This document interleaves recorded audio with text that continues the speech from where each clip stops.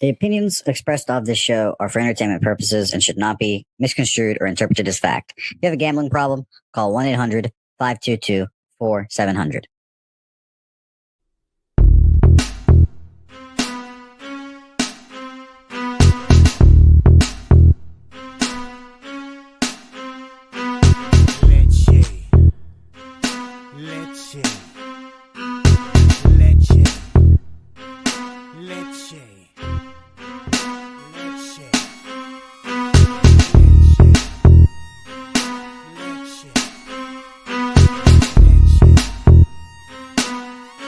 Introducing Pubcoin. Pubcoin is the rewards program for pub sports contributors.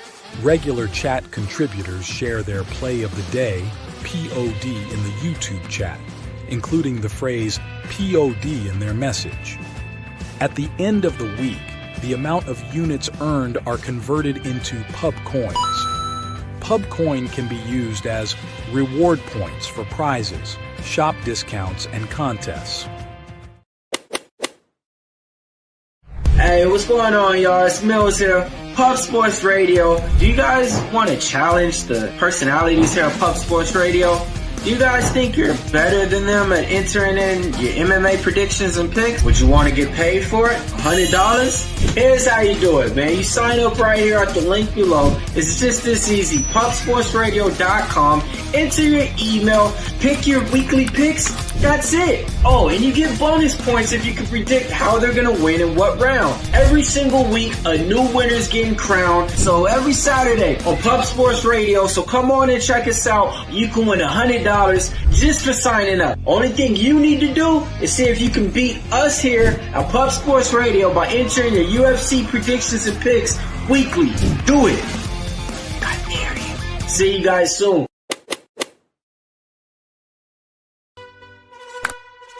Upgrade your membership to Gold. You will be automatically entered in every horse race, every Wednesday and Friday. It is time to race horses. We are racing camels today. Shout out to the Gold members. We're racing in San Antonio immediately here. And we're off. 2 minutes, 74 canals on this racetrack. It's wide.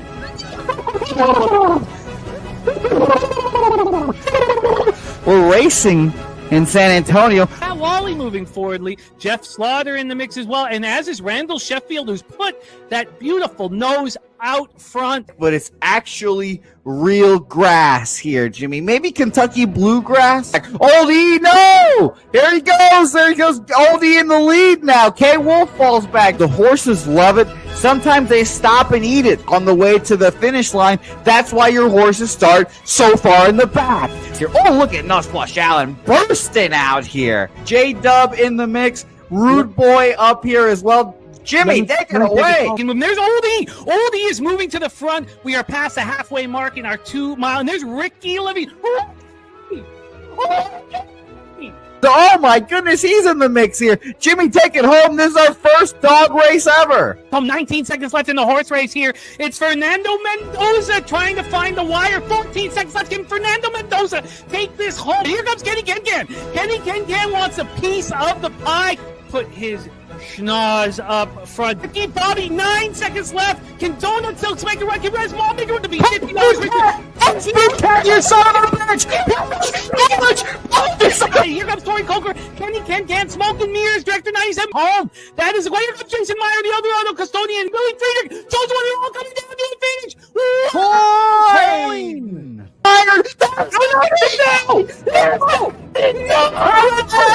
Nowhere!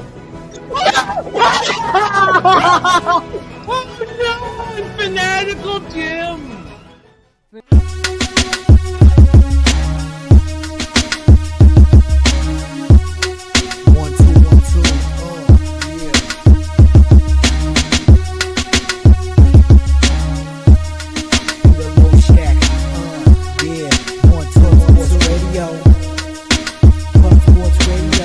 From the corporate Peter Loshak, legendary sports handicap a more dapper than a dawn. For the young phenom known as Jimmy, who declared one day that the bag was here to stay. Information like a PSA, we all PSR Pub Sports Radio is all.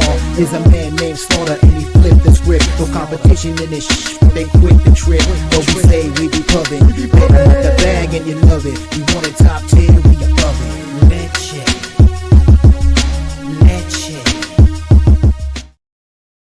What up, cappers, gamblers, punters, hustlers, low baggers? Thank you, everybody watching us on Anthem TV as well. Coming off one of the greatest weeks of my gambling career. Good God, did I make money last week? Ooh, wee. NHL bracket is up today. We got Gorky in the house coming off a rough day. We'll get that back for you. Gorky, Paris basketball, and Leafs Golden Knights money line for Gorky. AM says, I hate myself for it, but at plus 1,400, I did bet the Leafs to win the cup. You know, I thought about it. I think the Hurricanes and Leafs, are the Leafs capable of winning against whoever wins Tampa, Florida, is the question. But I think that's a great risk reward. Definitely think that's a great risk reward, and I completely understand why you moved on it, AM. I do. If as long as Tanev and McCabe stay healthy, this is the best defense we've seen for a Leafs team in a long time. Just getting Gorky's action here locked in. Also, my co-host backstage, ready to rock. So without further ado, please welcome a man who swept the board in MLB last week. He's cashed 7 straight in Major League Baseball here on the show. Please welcome Peter Loshak to the festivities. Peter, how are you? Sorry, I'm a little bit rushed, a little bit late, but feeling okay about the bets in general, though. So that's the part that matters. You know what I mean? That's the part that matters. If you're picking winners, we cater to you, whatever you need. If you're picking losers, we don't give a fuck who you are, how nice you are, how cool you are, how funny you are.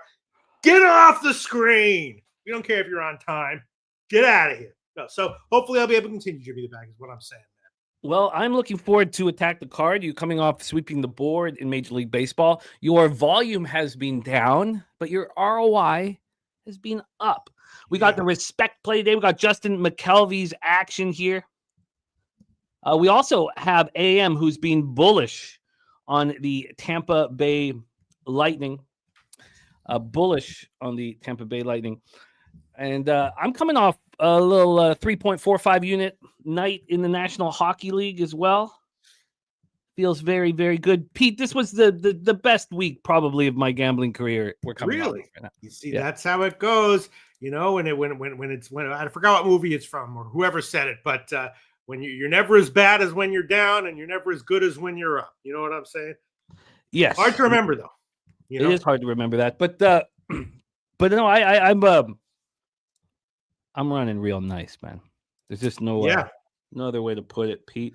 I'll tell you what. Can we just talk just so that I can think about my future betting for the NHL? I did have Dallas yesterday. I took them team total over in the first period plus a half. That was a casher. I had overtime as well in that hockey game. Oh, did you? Oh, very nice. LA is very interesting. Do we take anything from Edmonton roaring back? Like I was looking at that. I didn't even see the final score until after the game. Is Edmonton to come back and give them hell next game? What happened? You know, this is about a 7-game series. The Edmonton Oilers are going to win a 7-game series against the LA Kings. Oh, really? You think Edmonton's going to win? Oh, yeah. Wow. Okay. Yeah, and I'm the only one. Every single person I know is on the Kings, but except I got Justin to roll with me. We'll see. We'll see how it bangs out. But this island here on the Oilers is a very comfortable island for me, and it's going to be a great series. That the Oilers. Yeah, no, I don't disagree with it. It's just LA was so good at home, and they seem to add a lot of offensive depth this year that they didn't maybe necessarily have in previous years. Am I wrong about that? No, I mean, I don't know. All right. Well, we can get to it. We'll get to it. We'll get to it all. We'll get to it all. All right, baby. What's going on right now? We got Ross Pitts with action as well. TJ in the house. Billy Friedrich. I got Troy Torrance's best bets on the Royals and Bubic. She moved on the under 8.5. It's just 8, I believe, available now. That's the Feltner Bubic spot. Great to see all of you guys. Oldie, Gorky, Coin, ready to get to work. Coin on a 26-9 plus 18-point unit run the last 10 days. I love that Coin. Kongs Clips, JW, Swiggy, D Jenkins, the Truth Teller, the El Dorado Custodian, and we have our hockey pool updated. So let's just take a quick look as we're going to roll into NHL right now. Take a quick look at what has gone on. Salty Pete up in first. Johnny Guns in second. We got Big Show in fifth. Slatsy in eighth. Gokester in ninth. I'm 10th. Crystal Craig 11th. I'm tied. Crystal Craig tied with you, Peter Loshak. Crystal Craig is tied with you. We have a very, very exciting. I'll tell you, just with that contest, I did what everyone would do to guarantee like a middle place finish. I just took the top scores on every team. So I'm not going to come in last, not going to win the whole thing. I didn't take that much, spend that much time looking into it, but if I thought that there was one team that I really thought was a good, bet to make a deep run that other people weren't giving credit for, I would have taken a bunch of players from that team. But I looked at every team, and there were like 10 teams that I thought could make a deep run to the cup, this year. Yeah, I like what my mom did. My mom at first was just Carolina and Vegas. Right. I think that Carolina. I mean, it's pretty clear to me that Carolina has the easiest route to the conference final. I think that's clear. Let me look at the bracket. So Winnipeg, I was like, they could get upset by St. Louis in the first round. Like I don't think so. I don't know why everybody was saying that St. Louis could knock out Winnipeg. Look, St. Louis is hot and playing good hockey, but Winnipeg is just a phenomenal hockey team. I was shocked that everybody had that as the sexy pick there as well. Yes, Von Polo, that's only going to change for baseball games in the afternoon. Right now, Von Polo, I only have certain cappers at certain times. So we're good. It's a work in progress right now, Von Polo, and if you don't like it, I apologize, and it's not much more I can do, Von Polo, but apologize to you. But we're going to get to NHL right now and then into Major League Baseball. Tomorrow, we're going to cap the 12-15 baseball game first. Jose and I will. But we only have a Gokester for a fixed amount of time. We only have these guys for a certain amount of times. So I apologize. And look, this is also a work in progress. Also, the playoffs for NHL are going to be ending soon. And baseball and WNBA will be the focus. So, again, we're trying to figure this out with our new time slot. And I apologize to those of you who don't enjoy capping the National Hockey League as much as some of us. But let's get to work, Pete, in the NHL right now. Coming off a real nice day. The only loss was the Habs, a plus 160.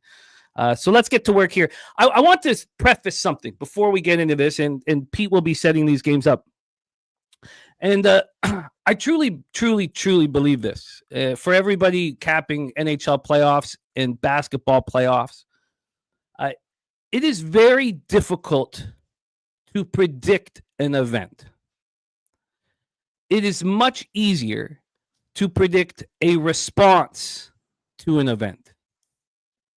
And I've always considered myself a game 2 capper because it's so easy, so much easier to predict the response. And I think it's important for us all to remember that in NBA and NHL, that game 2s are always going to be much, much easier than game 1s. And I don't like to bet game 1s, generally speaking. So Mr. Slaughter on a run right now in NHL. He's in the chat. Billy Friedrich on the Canes, puck line at plus 100. Let's get to work, Peter. Set up the New Jersey Devils and Carolina Hurricanes. Yeah. By the way, I don't disagree with you on Winnipeg in the contest that I'm in, where you just pick, who's going to win. I have Winnipeg to win over Toronto to beat Carolina. You think so? You have Toronto to beat the winner of Florida Tampa. Yes. You think that's a mistake?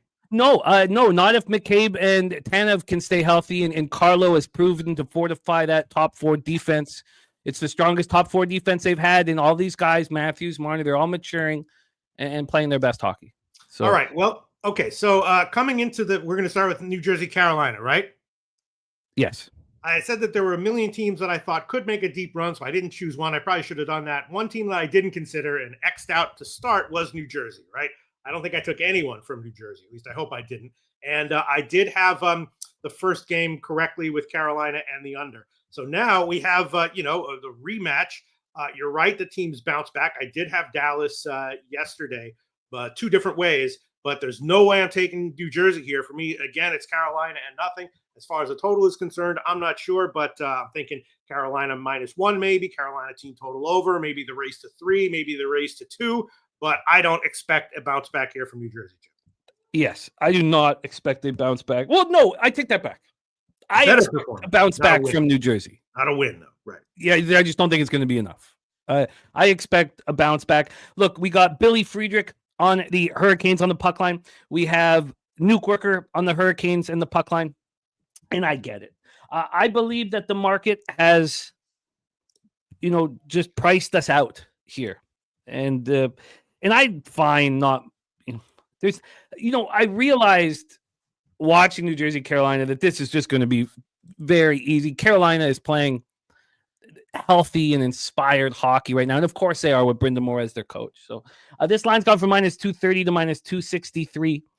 There's nothing wrong with being on the Hurricanes on the puck line. I don't think game 2 will be quite as easy as game 1.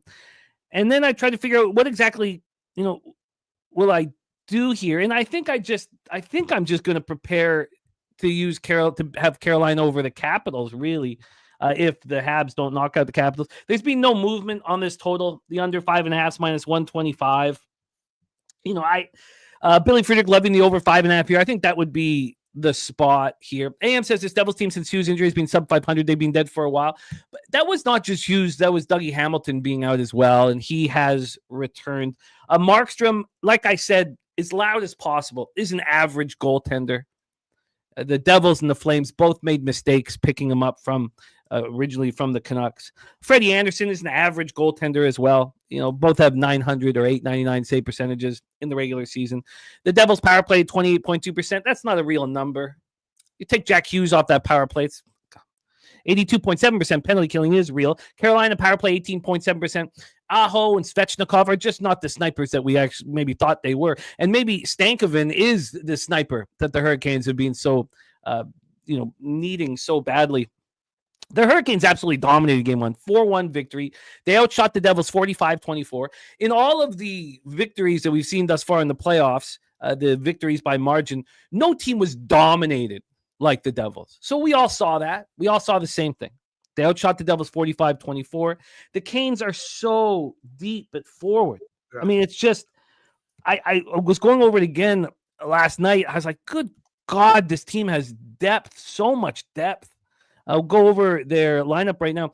Having Stankoven on that third line with Jordan Stahl and Jordan Martinook, that will become what hockey fans' favorite line in the NHL, because Stankoven gives that youth and excitement. You have Stahl, the veteran, and Martinook, the defensive, tough power forward. It's phenomenal. Taylor Hall, Kotkaniemi, and Svechnikov as second line is very, very talented and dynamic. Using Jarvis with Aho and Blake, it's just a really good hockey team. Now, the question is this defense good enough to win a Stanley Cup? Because I think the forward group is good enough to get to the Eastern Conference Final. And my answer about the defense is they're not good enough. Burns, at this age, I mean, he's still playing well. Slavin is good. Chatfield, Norlov, Ghost, and Walker, I don't think they are. The Canes are so deep forward. They're extremely healthy. And the Devils are more beaten up than they have been in a while because they lost players in the game last night or 2 nights ago. They lost Brendan Dillon. So Dillon wanted to return. So he will be back in game 2. If he can't play, they have Cholowski and Nemec as well in the background that can come in. And then they lost Luke Hughes. He came back, but they lost him to an injury to his shoulder. I imagine that's really actually going to affect them in the series. They lose Cody Glass. Markstrom tried to hit Svechnikov and hit his own player. So Glass has not returned right now. So it'll be, Tatar is the likely guy, but it could be Curtis Lazar as well that comes into the lineup. And, they have Dougie Hamilton back. They're not going to have Jonas Siegenthaler back. And Ron Crawford on the Carolina Hurricanes -1.5. Mr. Johnny Yim, great to see you, my man. Look, I get it. I see what you guys are all seeing. Go after it and get that cash if it's, I think that we're priced out here, that there's got to be some sort of bounce back from the Devils, and I'm off of Look, All right, well, I'm planning out how I'm going to bet the rest of the playoffs watching the Hurricanes now. I'm gonna take this two ways. I'm not sold on the New Jersey being a decent enough character team to bounce back here. I will take Carolina -176, and I'm also going to take a race to either 2 or 3. Jimmy the Bag, what do you think the chance of a Carolina 2-zip or 2-1 win is here? I think it's in the cards with this hockey team. Yeah, I would not. I think there's risk at the 2 and there's a risk at the 3. I think there's risk on both though. So because New Jersey could get 2 quick goals. Get lucky bounces here or there. It's much harder for them to get 3. And is there a chance that the Hurricanes win this game 2-0 or 2-1? Yes. So I guess I would lean towards the 3 because if you are up 2-0 or 2-1, you'll have the empty netter. I guess I lean to the 3 being less variables. Yeah, you think New Jersey's going to come back and pop them for 2 goals? I don't think so. All right, I'm going to take race to 2, Carolina -210. Race to 2 at -210, and the Hurricanes on the -1 line, and that was at what number? -176. -176. All right.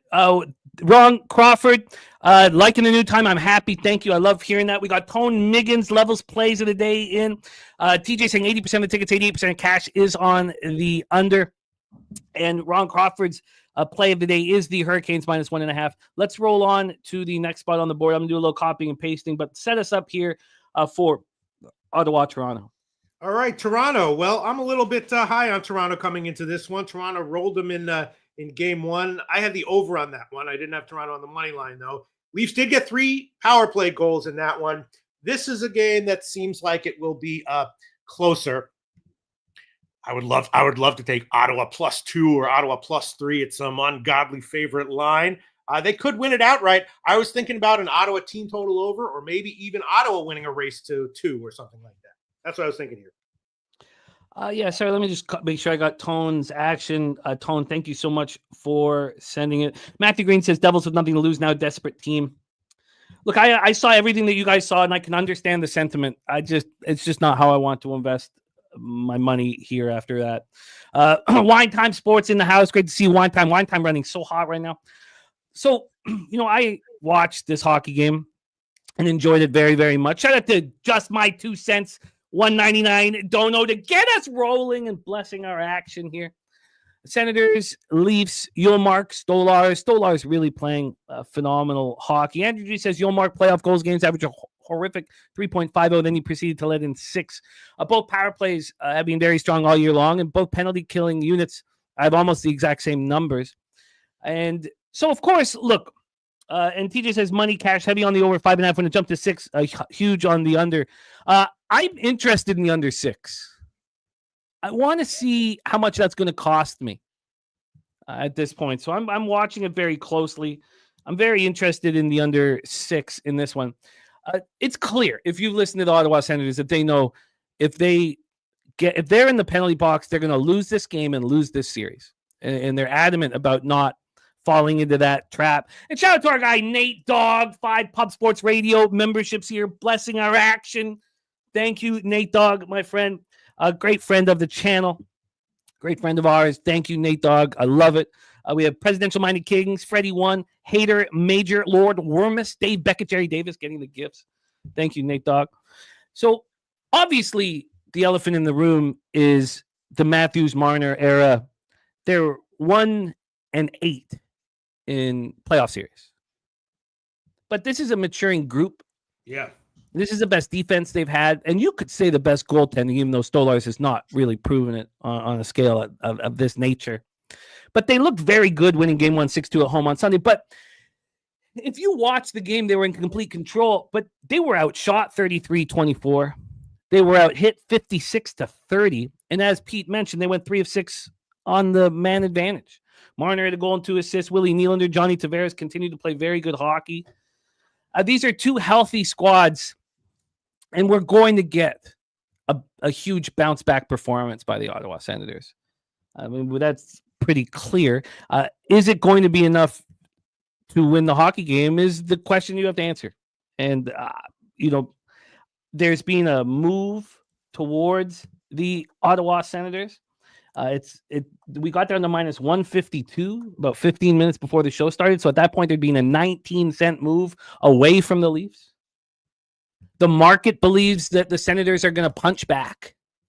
And I don't see why they wouldn't punch back. Swiggy says Ottawa was spamming low-quality shots. Wonder if they adjust. AM saying there was a move to the Sens in Game 1 also. It's interesting. I mean, I think that we can be certain that there is a vividness bias of the Leafs losing these series. Andrew G say not hard. It's the Leafs punch them back. So I would like to get in on an under 6. But I don't have to. Because I could get in on the first period under 1.5. I'm not going to bet both. I've got to decide which one to move on here. Rez Mob in the house. Great to see you, Rez.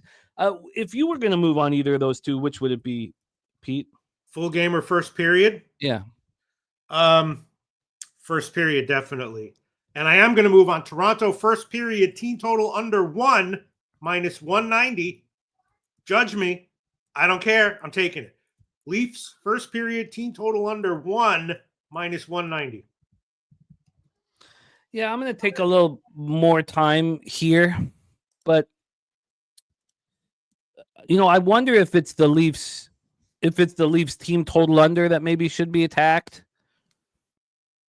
I'm going to spend a little bit more time on this, but Senators will punch back. I'm just not sure if they're capable of winning in Toronto in this series. AM says the public is very high on the Sens, especially since being profitable for years, fading Leafs in round 1, which I've done for many seasons, but this Leafs team recent form is undeniable. Andrew G says, I got to think Yolmark plays better. Billy Freedy says Sens were 3-0 during the regular season versus the Leafs. I don't feel I'm really, really going to, my volume is going to drop in the playoffs. I've got a very important futures, and I will still be making moves. But I think the first period under 1.5 is the bet. I think that we're going to see a very conservative. Travis Green's a conservative coach, and I expect he puts together a very conservative attack here, and that they don't end up in the penalty box, and that they wake up and that they learn their lesson. And I expect Yolmark will play better. I think that's pretty easy expectations. So I will decide about the first period under 1.5 and the under 6. And I know that TJ is absolutely right too. If this gets to a 6, it'll get hammered down. So I'm gonna figure it out. But it's just between those two bets. And Peter's on the Leafs first period team total under 1. Let's move on to our next game, Pete. All right, let's see. The next one is game 1, Florida Tampa Bay. Who's going to win? I don't know. You can probably shed some light on that. I think I took a shot with the over at 5.5. Of course, these two teams have a huge rivalry. They've played a lot of, intense playoff series. Florida won last year's series 4-1.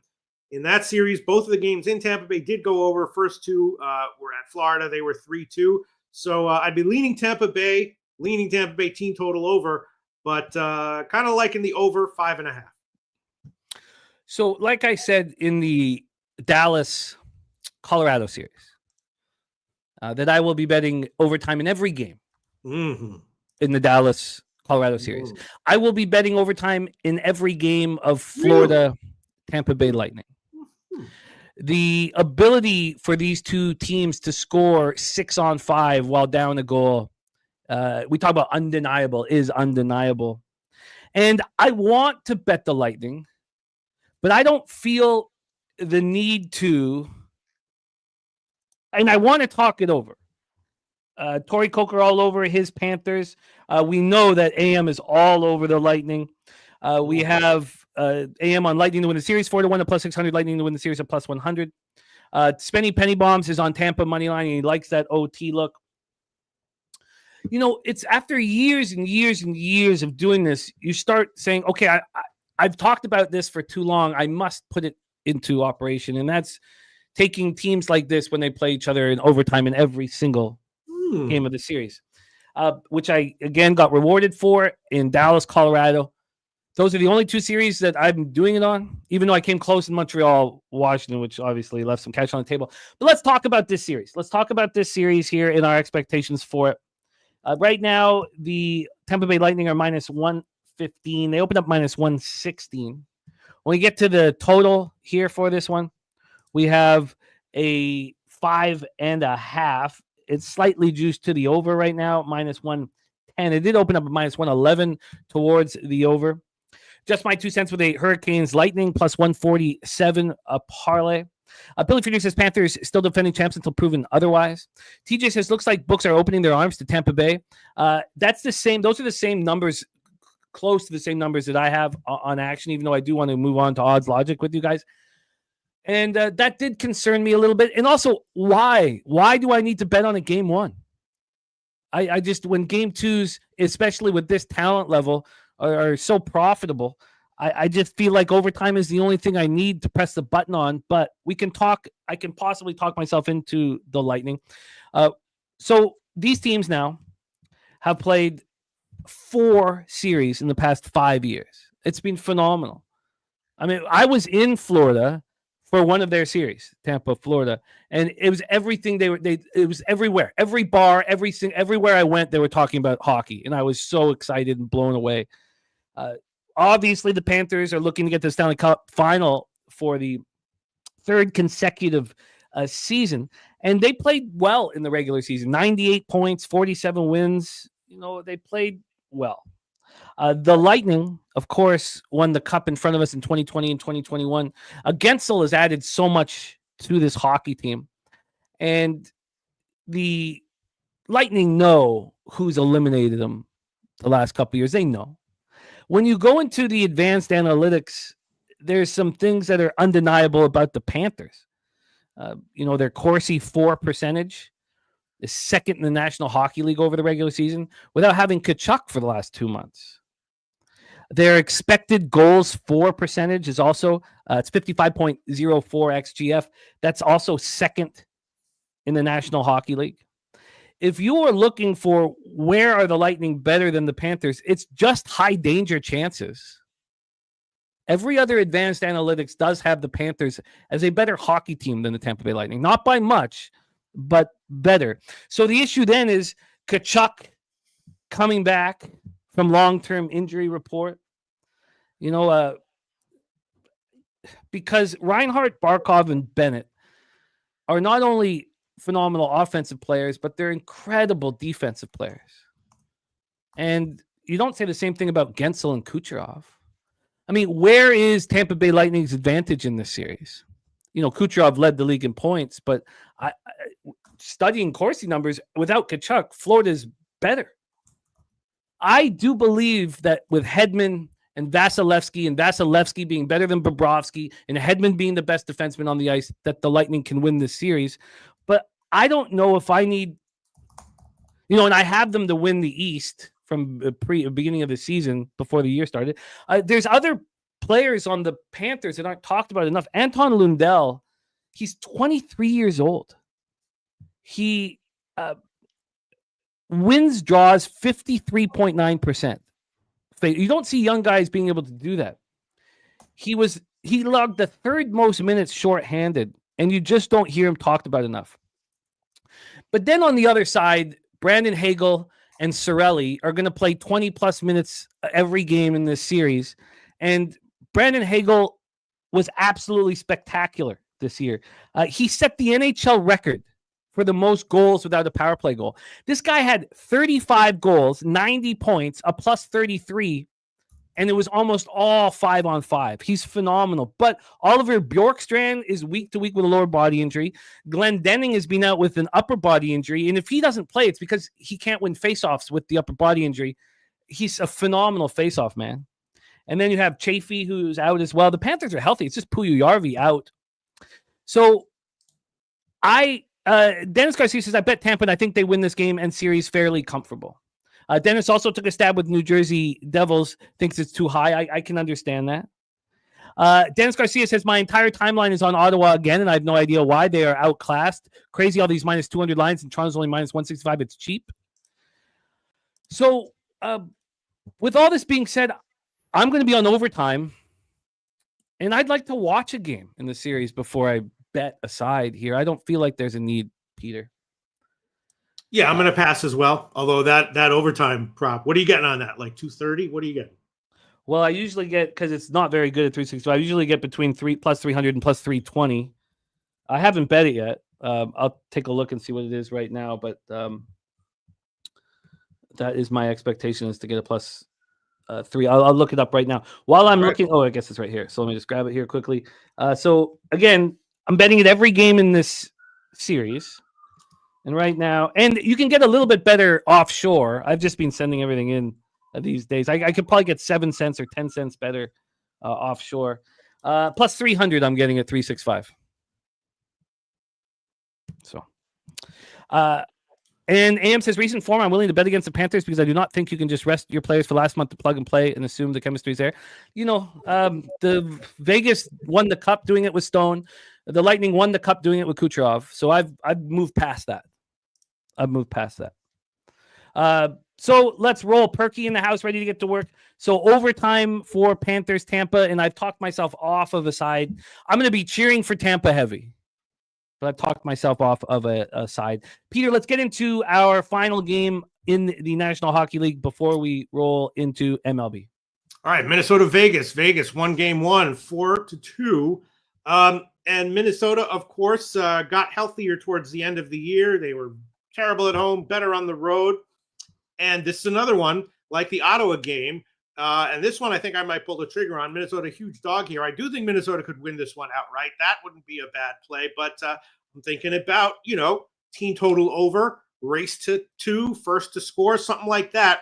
Taking Minnesota one way or another here. Yes, I want to bet Minnesota. But again, I wanted to talk it out before.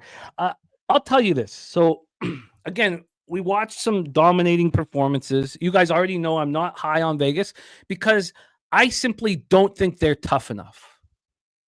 Their defense is tough enough. I simply do not believe their forward group is tough enough. And I will invest and die on this hill. And I didn't bet game 1, and I want to bet game 2. I do believe that Gustafsson is a better goalie than Aiden Hill. We know that Vegas's power play is better than Minnesota's, even when Kaprizov and Eriksson are in. Jack Eichel is that spectacular. I think Jack Eichel's the best player on the ice. I think he's better than Kaprizov. Statistically, I might not get backed up, but that's my belief here. Let's go over the line history here for the final game on the board. We have a total of 5.5. It's minus 111 to the over. Again, I'm not saying that Minnesota's going to go win this series, but I'm telling you, they're going to give Vegas a test. Right now, Minnesota's plus 195. So, I was looking at the plus 202 early this morning and staring at it. Plus 195.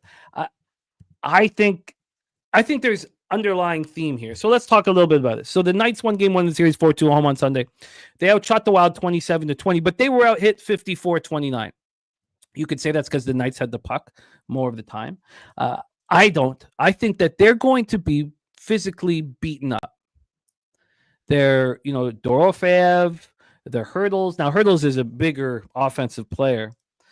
I think that they are going to get beaten up, and then they're going to be eliminated from the NHL playoffs. Now, maybe not by the Wild. Maybe we're going to have to wait till Series 2 or Series 3. But I believe they're going to be beaten up. They were out hit 54-29. And why? How did they win that game? Because Brett Howden looked incredible out there. 2 goals, 23 in the regular season. He never had double-digit goals this year. He's a very good hockey player. Hurdle had a goal and assist. Dorofeev, scored. Boldy scored both of the Wild goals. I think he's a sniper of the highest quality. Kirill Kaprizov was in on both of them.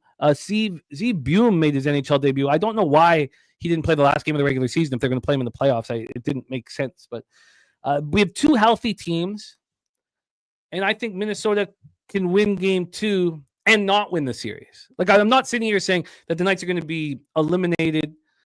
I might have some interest in going back to the Knights, in game 3, possibly. But I'm right with you, Pete. And I'm going to take them on the money line. I'm going to finish my night with the Wild on the money line. And I believe that the implied probability doesn't make any sense. How is Minnesota's offense right now? Because they're the kind of team that's going to be able to put up 3 goals in the game. What's their offense like right now? it's disjointed because they have only one line. Boldy is such a phenomenal sniper that they've put him up and put Zuccarello back. But if you look at the Freddie Goodrow, Marcus Johansson, Zuccarello line, well, it's not good enough. That can't be a top 6 forward line. They've moved. I don't know why they don't have Marco Rossi with Zuccarello and Johansson. They have Rossi on the third line with Foligno and Nyquist. Look, they're giving Marco Rossi another, like a young sniper, veteran wingers, and Foligno giving him some toughness. I don't think that's enough. Their defense is, I in my head, I think they're phenomenal, and they don't have the statistical explanation of being phenomenal. But I think Faber is so good. Spurgeon, Faber, Brodin, you have Middleton, top 4. You pick up Buem to put on with Zach Bogosian. They haven't proved to be as good as I think that they should be. But I've said enough. I think there's enough advantages. Andrew G says Vegas is too big and too deep. I'm telling you this, it's possible that they're too deep. And look, Hurdle gives them some size, and look, Eichel isn't a pushover. But Brandon Saad is slow. I don't care how big he is. Olofsson, Carlson, like Nick Roy is their 4th line center. I mean, that Roy, Howden, Kolasar line is very, very good. Their defense is big and tough. But I can't. I don't think they're too big. I think their forwards are too soft. I truly believe that. And I think they're going to get hurt. And I'm going to be on the Wild here in game 2. Okay, I'll start with Minnesota first period plus a half goal minus 154. Minnesota first period plus a half minus 154. And it sounds like you just don't think they have the offense to reliably take like a team total over 2.5 at a dog line, or race to 3 at a big dog line, or they're pretty easy to shut down, unfortunately. Right. TJ says, would you ever consider a +1 on this game? No. I mean, it's probably good for the playoffs, though, TJ. But no. I'm going for the win. I'm going. Look, if my unit size was $1,000, maybe I would bet a little differently. But at $300, no, I'm going for the score. I want the cash. I'm going for, the score, and I'm comfortable doing that. The problem again, Pete, is that with guys like Nicholas Roy and Howden, you're able to, you can shut down the one line on Minnesota. Osby says, who do you give the goalie advantage in the game? I give it to Minnesota. Now, Aiden Hill is more than capable of proving me wrong. But I think Gustafson's a better goaltender. Okay. All right, I'm going to take Minnesota first period.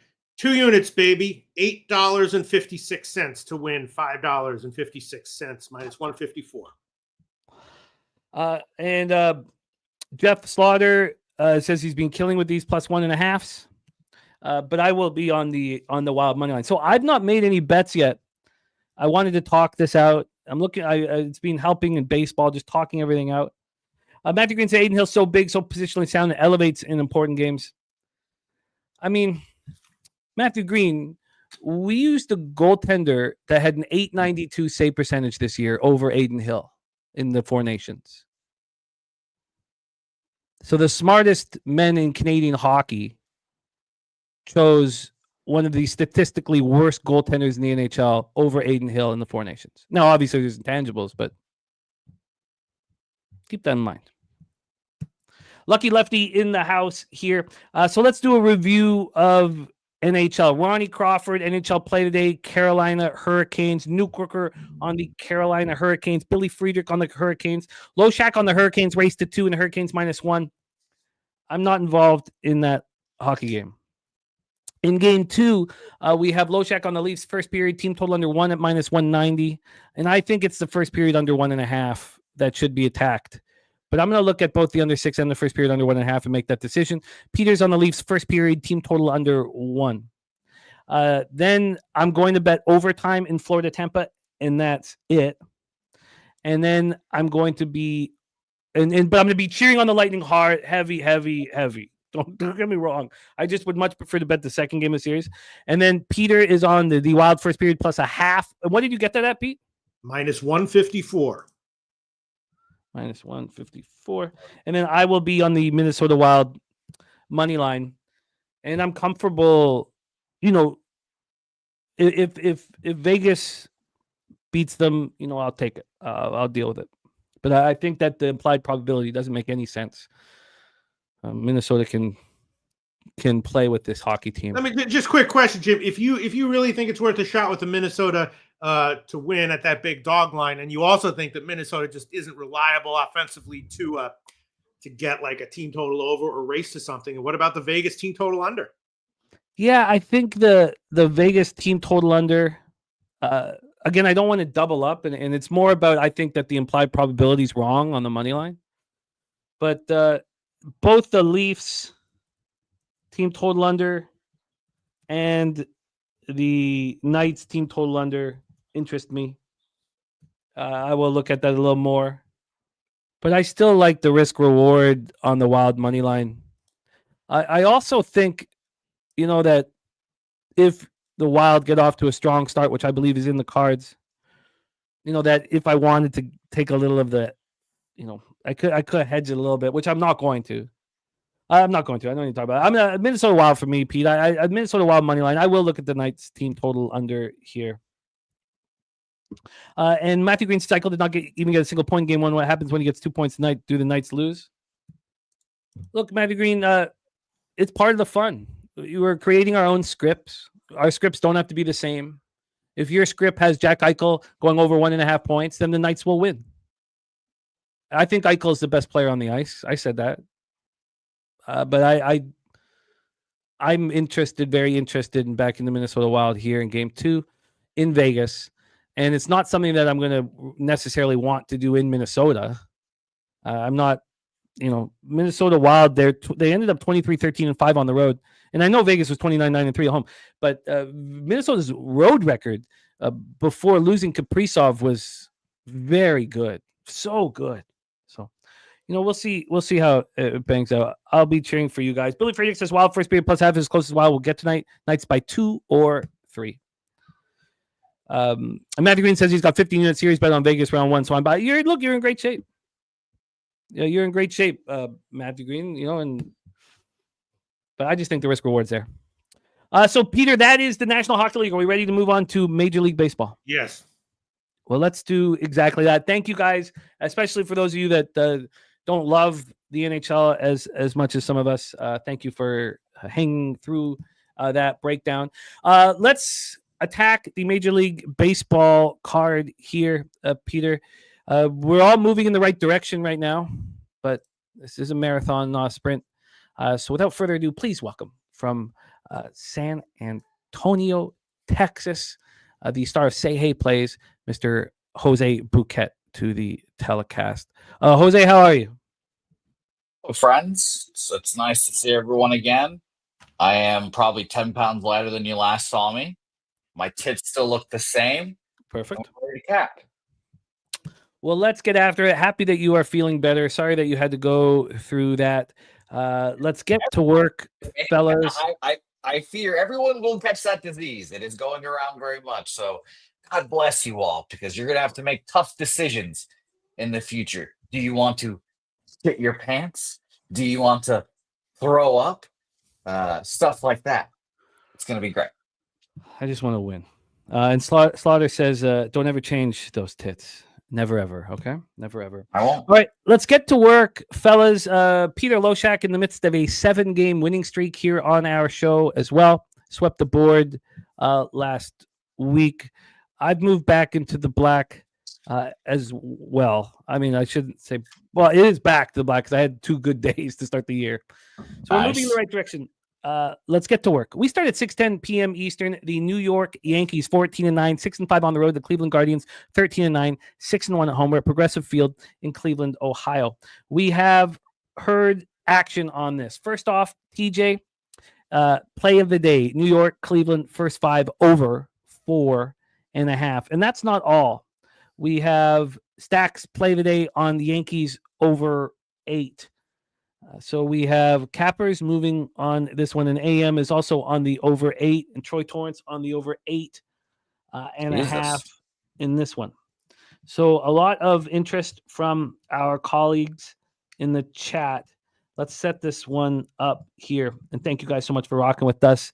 We'll start with the weather in Cleveland in Progressive Field. Here we have a 59 Fahrenheit, feels like 54, and 2.7 miles per hour in. It dies off to almost nothing. The wind is not a big deal here. We have Will Warren going up against Tanner Bybee.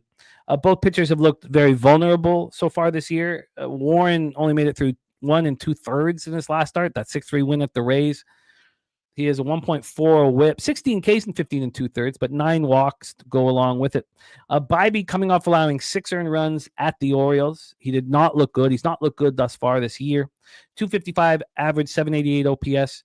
The Yankees are against righties so far this year. Guardians 241, 721 OPS. Much better start with their sticks than what we're used to. Both bullpens have been very good, and we're expected to be very good. Yankees bullpen 3.27 ERA, 1.17 whip. Guardians bullpen 3.59 ERA, 1.35 whip. Let's get into the line history here for this spot and the cash flow from the Action Network. We're in talks of making a change there. This opened up with the Yankees minus 102. They're now minus 106. They got up to minus 113 about an hour before the show started. There was 6 cents of movement towards the Guardians right when our show started. But still overall, there's been 4 cents of movement towards the New York Yankees. When we get to the total here for this one, we have an 8.5. It's minus 111 to the over. This opened up at 8 at 11:05 p.m. last night, and it stayed there until 8:45 a.m. this morning. And now the 8.5 is juiced here. Quick look at the cash flow before we hand it over. Let me just quickly move to MLB. And we have here, we will also get the odds logic cash flow from our cappers in the chat. But here at Action, 75% of tickets, 71% of cash on the Yankees. And on the total, we have 92% of tickets, 94% cash on the over. Jose Bouquett, get us started here, Yankees Guardians. Yeah, this is a pretty fishy line. And God damn it, hold on. There we go. Much better. We're back. It's a fishy line. I would expect the Yankees to be a little more favored here, to be honest. I know everyone's saying Will Warren is ass in the chat, but, how many innings are we going to get of Will Warren? His last outing was 1 2/3 innings. I need to double check that right now. I wrote it down, but I already don't. Yes, 1 2/3 innings, 4 hits, 1 earned run. His other 2 were 5, 4, 5. It seems like these days are just going to become bullpen days. And Yarbrough threw 13 last night, but I still kind of expect him to go here again. We'll see. Maybe we'll get 4 or 5 innings of Will Warren, but this is a fishy line. I'm not going to lie. I lean Guardians here. All the money on the Yankees here. Line not moving towards the Yankees. It seemed like a Guardian spot to me. I hadn't made the bet yet, but like I said, I was interested in it.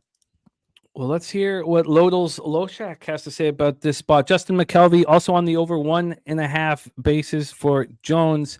But most importantly, Justin McKelvey on the over 8. And that is Stacks play day number 1. Stacks.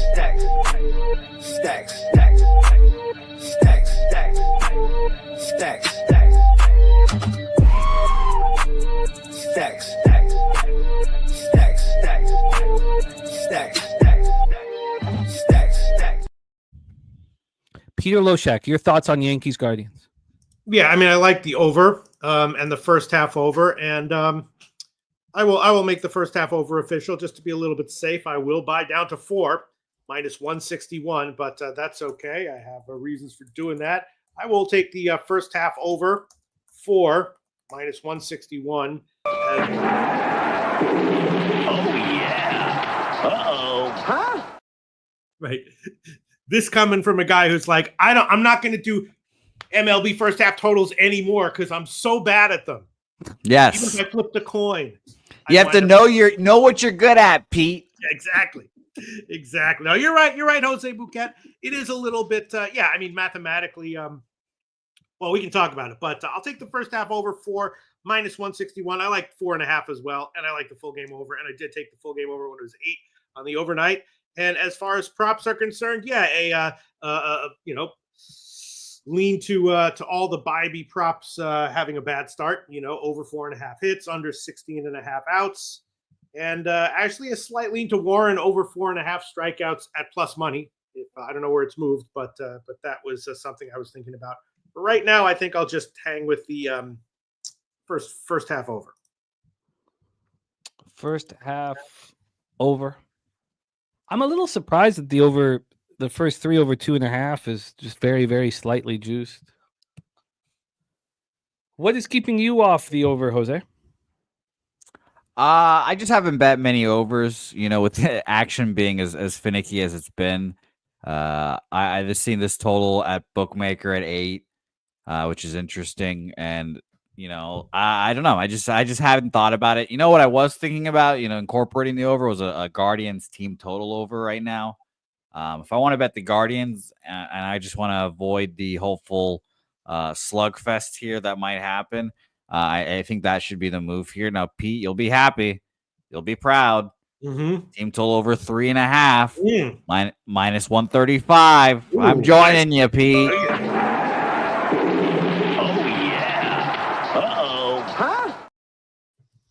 Very nice. All right. Very nice. Jose has moved on the Guardians team total over 3.5 at minus 135. Yeah, I mean, I'm shocked that Odds Logic has 67% of the tickets on the under. I mean, hard to imagine anyone wanting to move on the under. Look, I think it's strange thinking that Tanner Bybee is terrible. And I know that he has been terrible thus far, but he's only throwing 4 2/3 at home all season long. He's not a terrible pitcher. I mean, when we go over last year, he had great numbers, and he struggled more at home than on the road last year. But again, I don't feel like those splits happen year after year. They change. It's so. I think that Bybee is probably someone that we can trust in this situation. I mean, I know that the Yanks are more than capable of getting to him. Let's just quickly look at matchup and then we'll move on here. We have moves made here by the Jose and Lodels and AM and other cappers in the chat. So let me just look at this quickly here and then we'll move past here. Okay, here we go. The matchups. And then, okay, here we go. Thank you. Versus, no one's ever seen Warren. And this whole Yankees lineup has 10 at-bats against Bybee. So I'm interested in the Guardians early. I don't know. I'm interested in the Guardians early. I'm going to see what happens with this market here. Jermaine says Bybee horrible. Again, let's just all take a deep breath. This is a pitcher that went 12-8 last year with a 3.47 ERA. He was very, very strong. Right-handed bats against him last year hit 190 with a 579 OPS. That's 290 at bats against right-handed batters. On the road last year, in 84 2/3, he had a 2.76 ERA. Opponents hit 217 against him. So what you can say is Bybee has been very bad this year. You can say that. But let's not talk ridiculous extremes from a pitcher who's had 4 starts this year and was excellent last year. So, all right, there we go. And shout out to our guy, Jason Meyer, the El Dorado custodian, hooking us up. $10 dono to bless our action. And respect and love. So let's roll on. Let's roll on to the second game here on the card. Cincinnati Reds 11-12, 5-6 on the road at the Miami Marlins, 10-12, 7-7 at home at Lone Depot Park in Miami, Florida. Nick Martinez on the hill. I do not know what either of these two pitchers are going to do, honestly. I don't think Nick Martinez is good. but he had a great season last year, and he's not looked good through a few starts, 4 starts. His last start, 4 2/3, 7 hits, 4 runs, 3 of which were earned, 1 homer, 4 Ks, 3 walks, 5-3 loss at home to the Mariners. And then you have Edward Cabrera here, and this is his 3rd straight home start. So you would think that a pitcher like him, would find himself here in this start. I think it's a fair thing to expect. In his last start, he was much better than his first start. Went 5 2/3, 4 hits, 2 earned runs, 1 homer, 5 Ks, 3 walks, and 6-4 loss at home versus the Diamondbacks. He's a tricky pitcher to trust because he walks way too many batters, but I feel like there's an advantage here. Reds versus righties, 262, 744 OPS. Marlins versus righties, 246, 701 OPS. Reds bullpen 3.58 ERA, 1.17 whip. Marlins bullpen 4.47 ERA, 1.47 whip. So the only advantage that the Marlins have, I think, is the starters here. So TJ says you start backing Martinez in May. Pretty consistent. Slow start, gets strong as it warms up. Top sets like Martinez to get through 5. Reds first 5 minus a half is his lean. AM is on the over 8.5 here. Just my 2 cents is on Marlins money line. Robert Franklin also on the over 8.5. Let's go into the line history and hand it over to Jose here. We have the Marlins at plus 104. They opened up at plus 110. This initial move was heavy towards the Reds. The Reds got up to minus 141, and the Marlins at plus 127. That was at 2:30 in the morning. But the money's come back in on the Marlins. Let's get to the total here for this one. From a total perspective, we have 8.5. It's minus 109 to the over. This opened up at 8, and it lasted there for 70 minutes before it moved to 8.5. Now we have a juice to the over, so it's a half run move towards the over. And when we look at the cash flow here, we have 92% of the tickets in cash on the over. And on the money line, we have 71 and 71 on the Reds. I think I'm right with Coin. This feels like a Marlins spot. I think more than that. I think it should probably be bet in some form or fashion. Jose Bouquett, your feelings on Reds Marlins?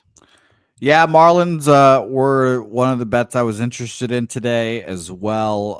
71% of the bet, 72% of the money, like you said, on the Reds. Lines, again, not really moving anywhere much. So I was interested in the Marlins as well. Yeah, I just think this line should probably be going up. Like I'm looking at Heritage here again. It's set at 230. It was at minus 130 almost, minus 129, and it's dropped down from minus 120, minus 117. I just think that's kind of fishy there in itself. So I definitely lean Marlins. I haven't moved on it yet. Was waiting to hear some thoughts from opinions from everyone else. But yeah, Marlins was on my short list as well. As it should be, I think, here. Let's hear from Peter Loshak. Take it away. My lean is that I might make official is Cabrera over 5.5 strikeouts at plus money. Not necessarily, he's one of those guys who, even when he gets has a bad start, a lot of times he will get his strikeout prop anyway. It's Martinez. I'm not exactly. He has not been good so far this year. Historically, though, he's been great against Miami. So I don't have a good read on him right now. Vague leans to overs, but the only thing that I bet and considering giving is Cabrera strikeouts. I'm with TJ, imploring us to not take them full game and to take them first 5, and that's what I'm going to do. I'm gonna be I was looking at that as well. My expectation, and again, this could be wrong, of course, but my expectation here is that Cabrera in his 3rd straight home start will have at least a similar start to the one he just had at home versus the Diamondbacks, whose offense scares me much more than the Reds. Now, the Reds are hitting righties very hard right now, so maybe it's more of a vividness bias, but he against the Diamondbacks, whose offense is tough, he went 5 2/3, allowed 4 hits with 2 earned runs, 1 jack, 5 Ks, 3 walks.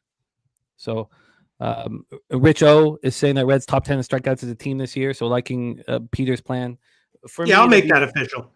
Over 5.5 strikeouts, plus 105 for Cabrera. Cabrera over 5.5 Ks at plus 105. And anything could you want to see 5 innings, 4 runs, 7 strikeouts. Could easily see that. Let's hope not, Pete. Could see it. Do you want to have make anything official here, Jose?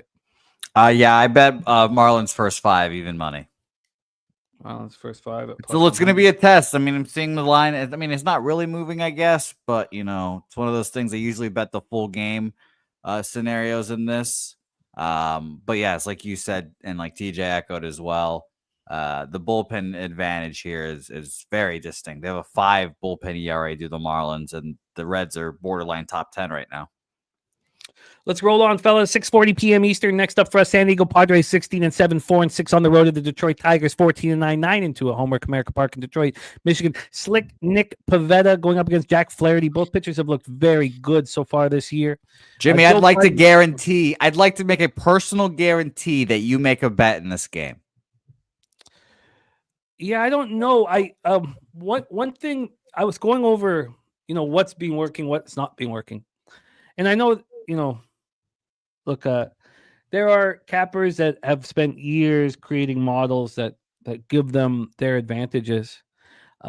For me, my numbers backing pitchers who have started out very strong is poor.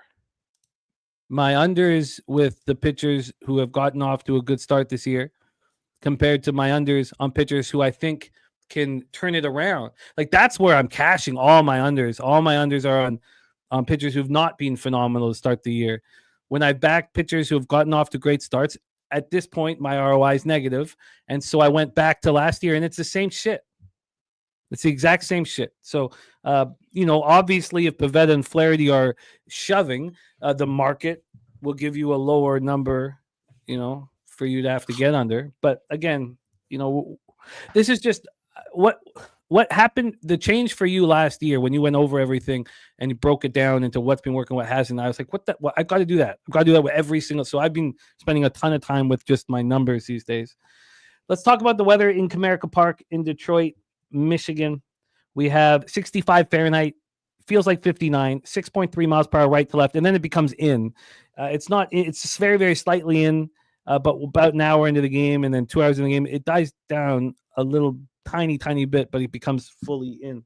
Let's get into the line history here for this spot.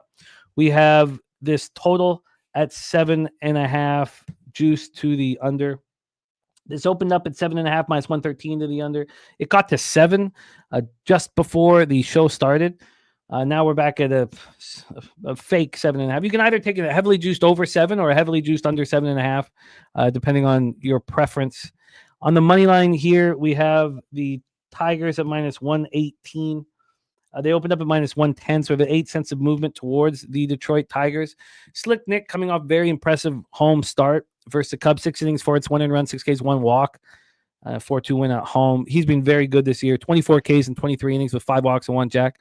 Flaherty 1-1, 2.53 ERA, 1.08 WHIP. 25 Ks in 21 1/3, 9 walks and 2 jacks. Last start wasn't quite as good. 4 2/3, 5 hits, 3 earned runs, 1 homer, 4 Ks, 2 walks, and a 5-0 loss. At the Brewers. Padres versus righties, they're smashing. 287, 783 OPS. Tigers versus righties are hitting very hard as well. 255, 733 OPS. We have Padres bullpen, the best in Major League Baseball right now. 1.46 ERA, 0.97 WHIP. And the Tigers bullpen, as always, right there in the top 5. 2.86 ERA, 1.03 WHIP. TJ says Pivetta in San Diego is a thing of beauty because that field suppresses homers. He's a fly ball pitcher. I'll keep backing him in San Diego, but actually lean Detroit here. Coin giving us the odds logic numbers, 43% of tickets and 69% cash on Detroit money line. The line moving towards Detroit.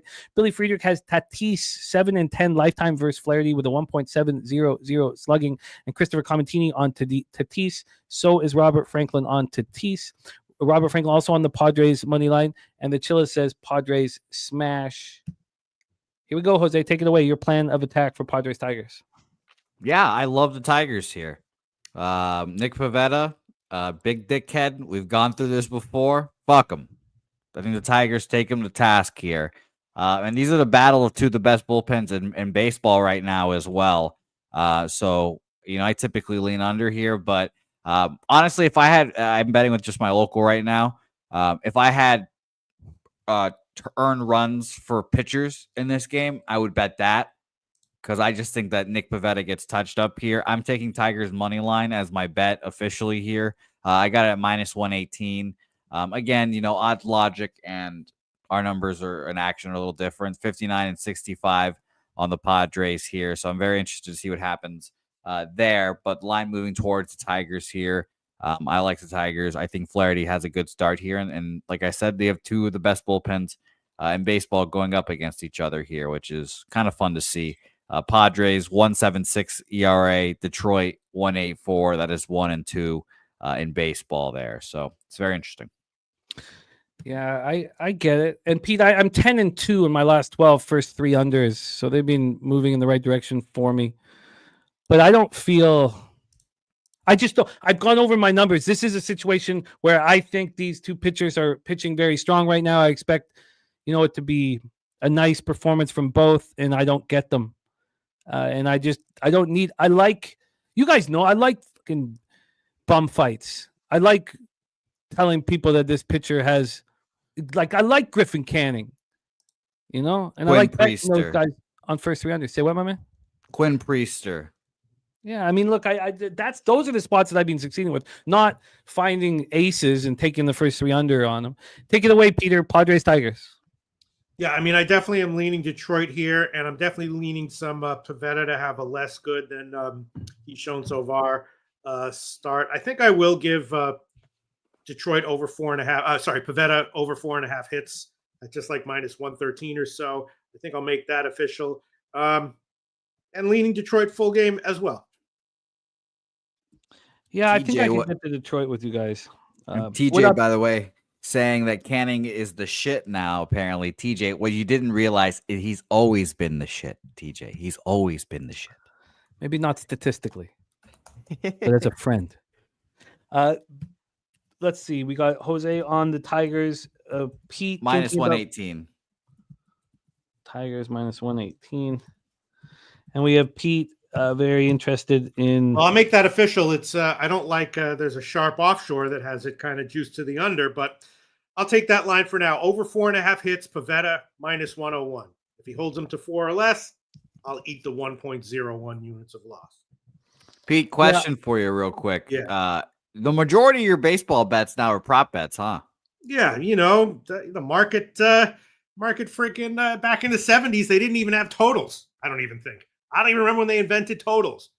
But yeah, everything fucking you got to adapt with the times. I'm terrible at that.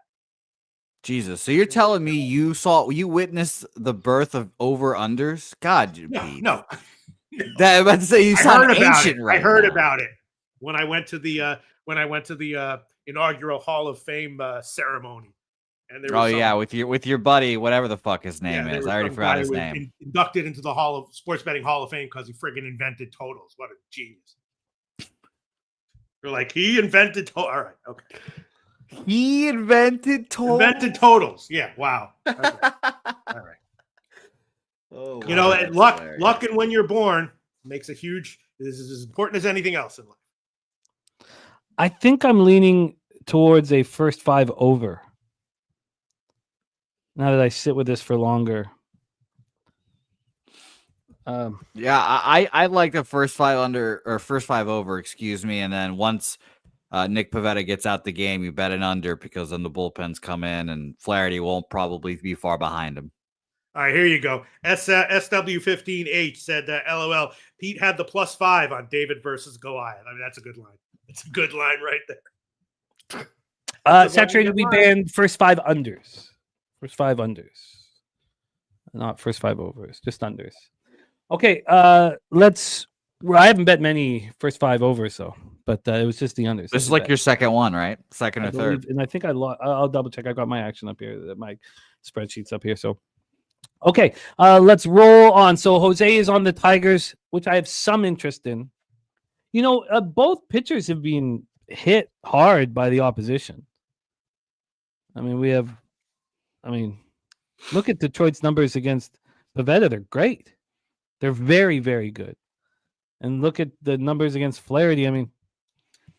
Saw a lot of them last year. I think that the idea that TJ has of backing Pivetta only at home is very sensible. And Pete, was that a bottle of wine? There's like 5 different things in here. I make my little concoction. Yeah, I know what it is. It's prune juice. Cavassier. We chuck some other shit in there. We chuck some turmeric in there. A lot of shit.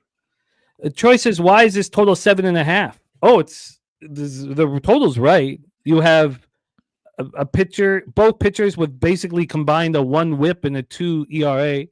And then you have the 2 best bullpens in the game, arguably. Yeah. That makes a 7.5. Certainly wouldn't be an 8. And they're rested. Like the Padres bullpen, for example, they threw Logan Gillespie, Yuki Matsui, and Wandy Peralta yesterday. So that made Suarez, Adam, Estrada all had the day off. Estrada didn't throw on Sunday when Adam and Suarez did, so they'll be ready. Tigers bullpen a little worrisome, if I'm being honest. Will Vest ready to go. Only threw 10 pitches yesterday. Hanafi and Brant Herter threw 26 and 16. But everyone else should be ready. Coin saying Detroit line is on the move. And Truth Teller says sounds like an under. And that is exactly the spots that I have a negative ROI. And again, though, I only looked through last year and this year. So I could go back further. Okay, let's roll.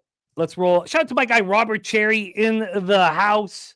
The hold my nuts parlay is Canes -1.5, Tampa Bay money line, Leafs money line, Vegas on the puck line here.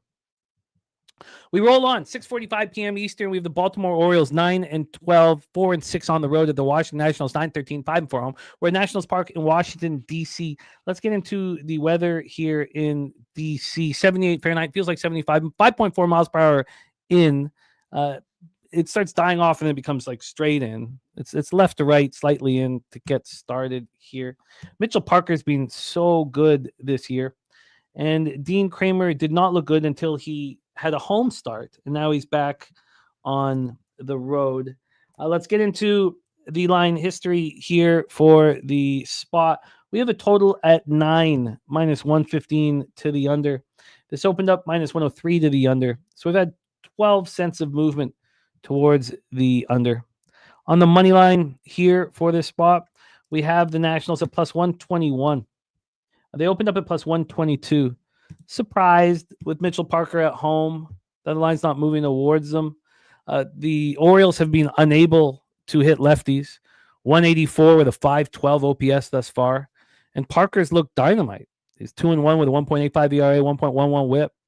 He's not, the K to walk ratio is probably not where he wants it, but he's only allowed 1 jack. AM is on the over 9 with confidence.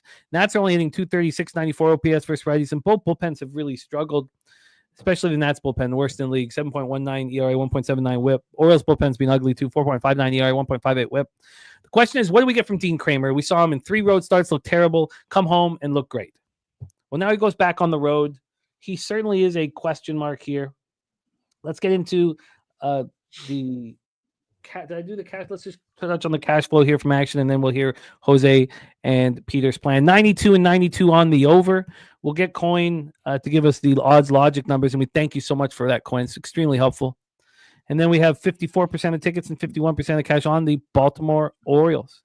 TJ says, who is backing Baltimore first 5 here? Moving to Baltimore strange. I mean, the answer would have to be that Dean Kramer. You heard Bobano talk about, how bad Dean Kramer is, and I told you guys I don't agree. I think he's more than capable of being a quality starter in this league.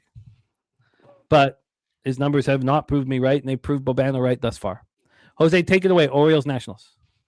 Yeah, I lean Nationals. I'm going to pass on this game. I bet on all the first 4 games together. So I have to, start putting off the Jets a little bit, I guess. But I lean Nationals here.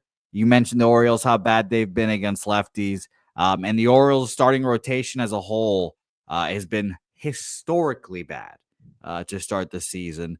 Not to be far behind, but not to be too far behind the Nationals bullpen, which has also been historically awful this year. Almost blew a 12-run lead in Colorado the other day. I like the Nationals as a team. I'm going to be honest.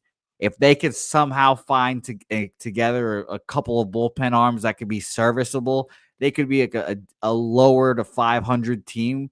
I really do think they're that good. bullpen wise, they just need to get that shit together. Mackenzie Gore is one of those guys that has really taken the leap and has pitched really well this year. So I like the Nationals. It is just very tough to bet them full game. So if I was going to bet them, it'd be first 5, but I'm staying off right now. It's certainly a fishy line. Yep. Peter Loshak, take it away. Can you make sense of the market really putting the Orioles at an expensive place with Kramer on the hill? But the total's 9. Now it is slightly juiced to the under now, but it's a high total, so there's high volatility. Take it away, Pete. I'm all ears. And by the way, I'm getting my lefties mixed up. It's Parker, not Gore. Excuse me. I wrote down Gore on the graphics. It's Parker. Yeah, the Orioles are just horrific versus lefties. Troy saying second worst team. I gave you those numbers: 184, 512 OPS. Pete, what do you think?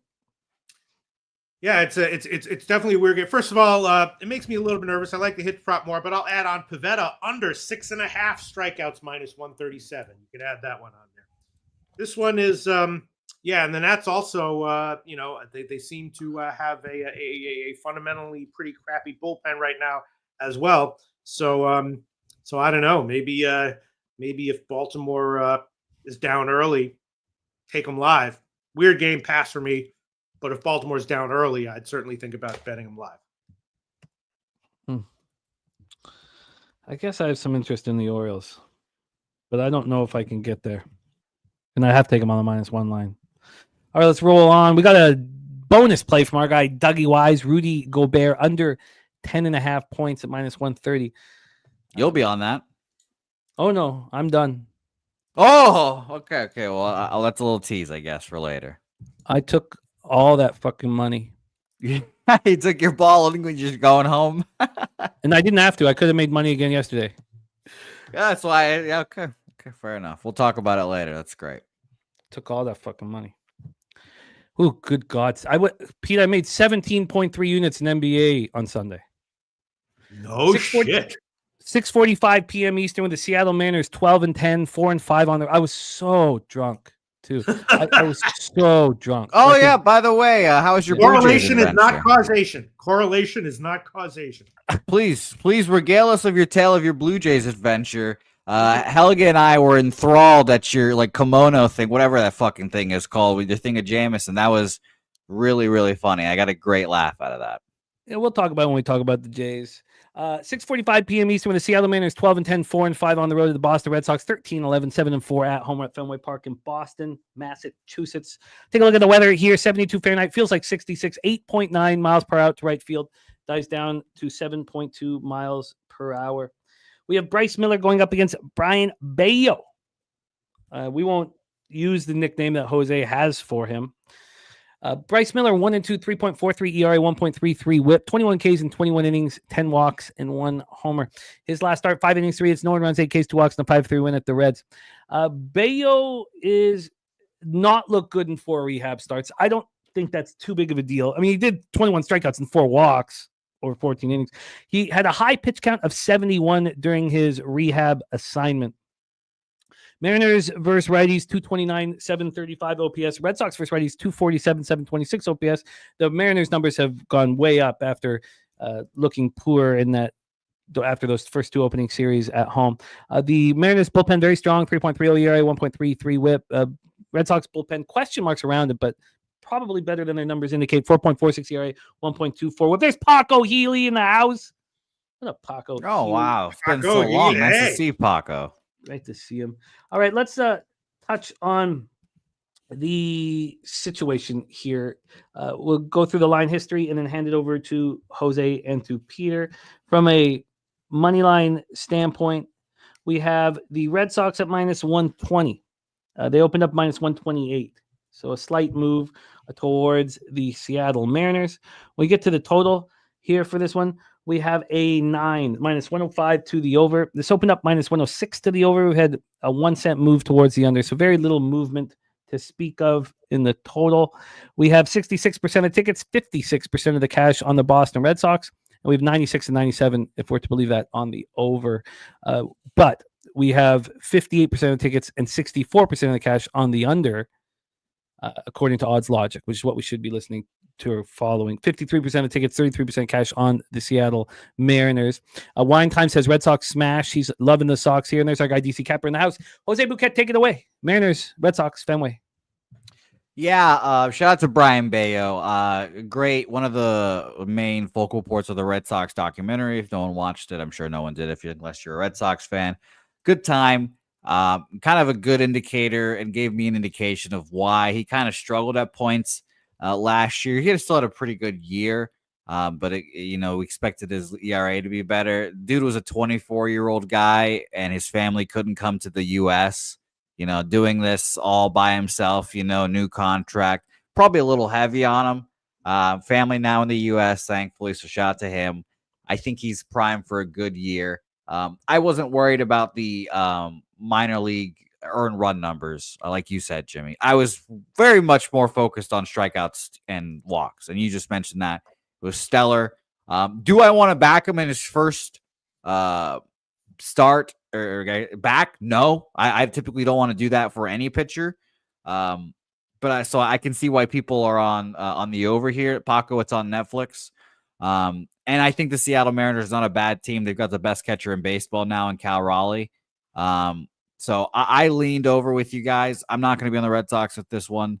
But it did seem like I think Brian Bayo is going to be better going forward than he will be today, is what I should say. Yeah, that's fair. That's fair. Peter, what do you think of this spot?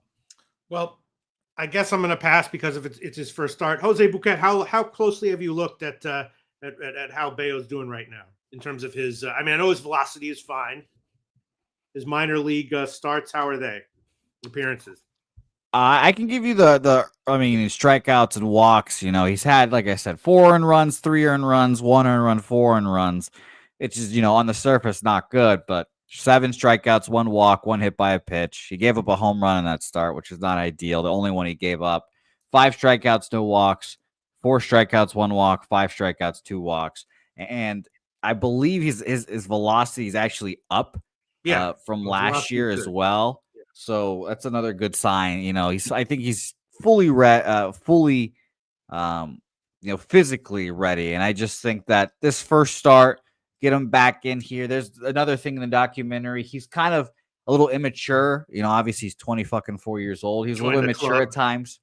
It's one of those things like a guy makes an error and he's like, motherfucker, he should have made that play. Goes off in the dugout and goes into this little locker room, goes by himself, throws a little bit of a fit, and then carries it onto the field. And I think that's what he learned. One of those big things he learned last year, that he needs to kind of let that go, on top of having a better defense behind him.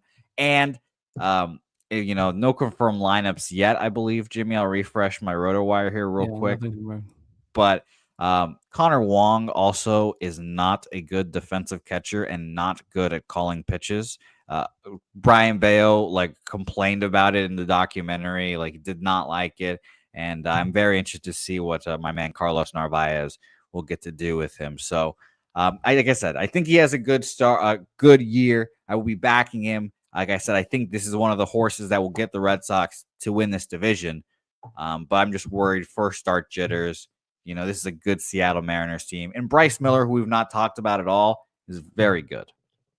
Yeah, because statistically, I was liking his strikeout prop and walk prop over, although Caesar seems to have taken down his walks prop. So I don't know where that went. But, all things being equal, I'd be liking his strikeouts over 4.5 and walks over 1.5 at a big favorite line. Those were the lines that I bet and liked.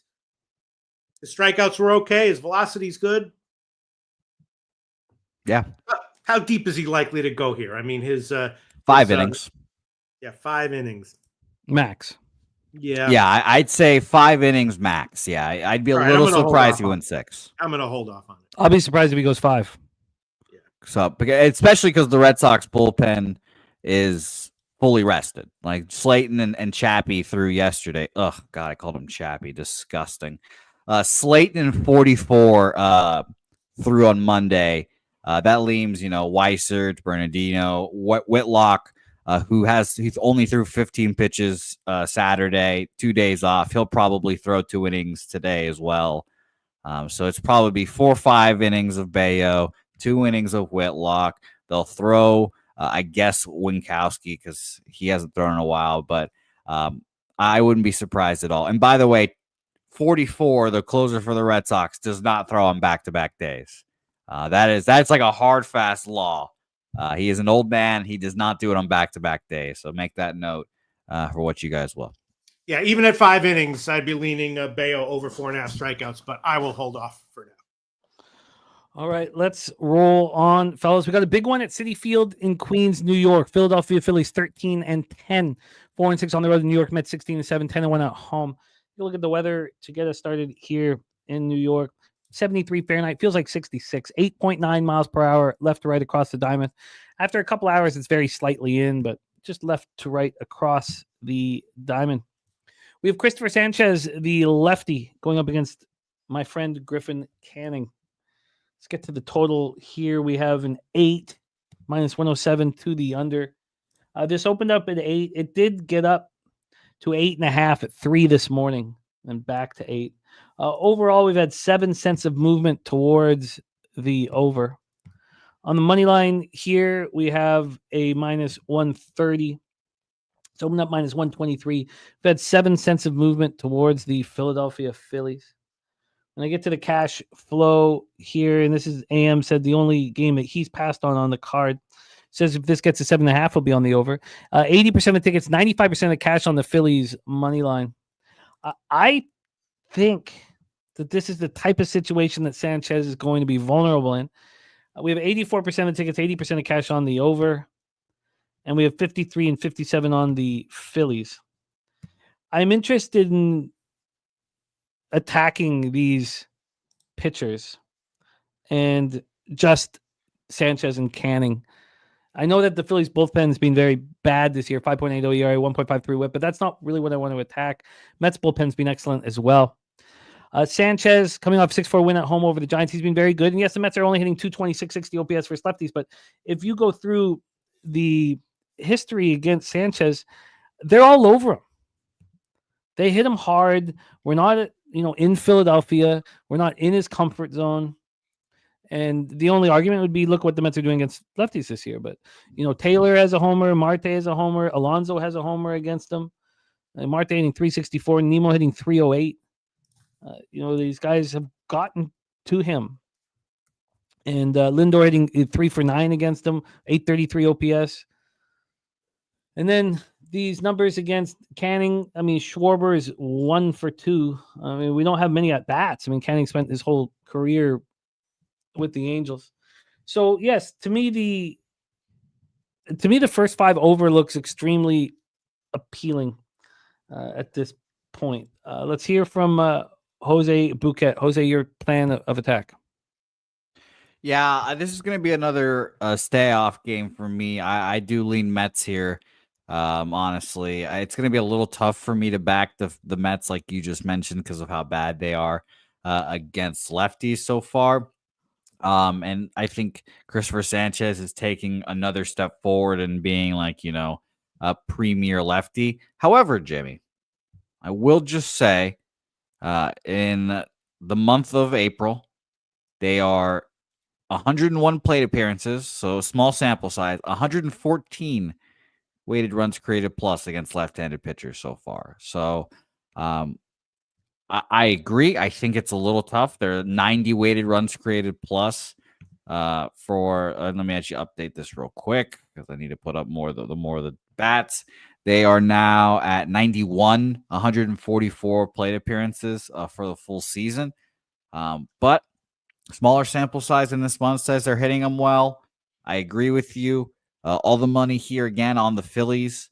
I'll echo the Action Network numbers here one more time. Well, not really all the money. Excuse me. I was over exaggerating there. More bets and money, 53 and 57. So it's pretty close. I lean Mets. Probably not going to get there, but I will tip my hats to the Mets. They're doing, really well this year. They have shockingly one of the best rotations in rotations in baseball right now. So impressive. It's interesting, and I get it. It's such a important part of what we do is reading data a certain way and feeling a certain way. TJ says 7 extra base hits, 100 at bats. I think he shuts down the Mets. I look at what he did last year at Citi Field. Through 10 2/3 at Citi Field.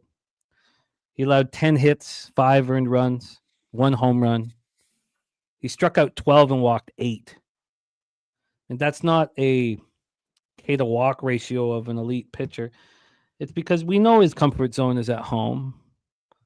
We know that it's not easy pitching at Citi Field.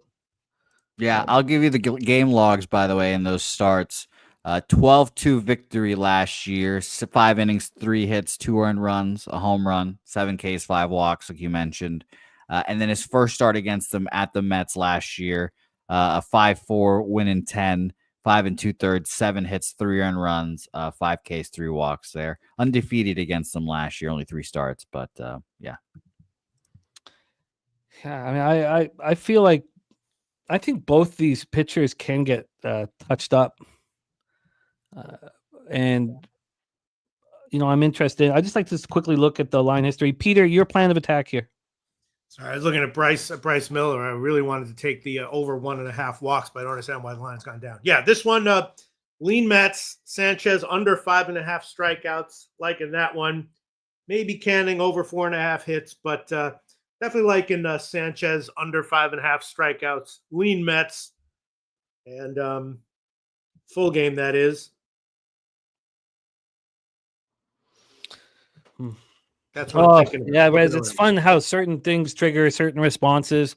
Even like what Spooner's talking about, how your brain sees what you want to see. Certain words can help. Yeah,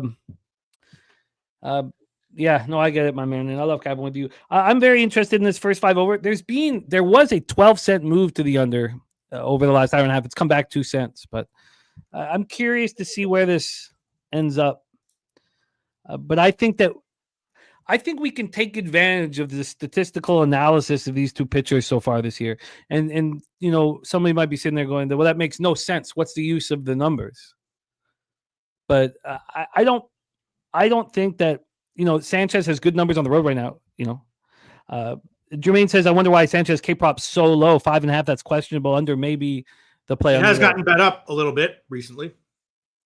And then Griffin Canning has got off to a great start this year. And the Phillies numbers against righties aren't, too empowered. And AM has this model to 8, so not going to force unless it moves. Okay, let's roll on here. But we have no action from you two fellas at this point on Phillies. You know what? No, I'll take a shot with it. I'll find the best line, but I'll take a shot with Sanchez under. Maybe I should wait till it gets to 6, but I'll make that official. Just give me a moment to shop around. So it'd be Sanchez under Ks. Yeah.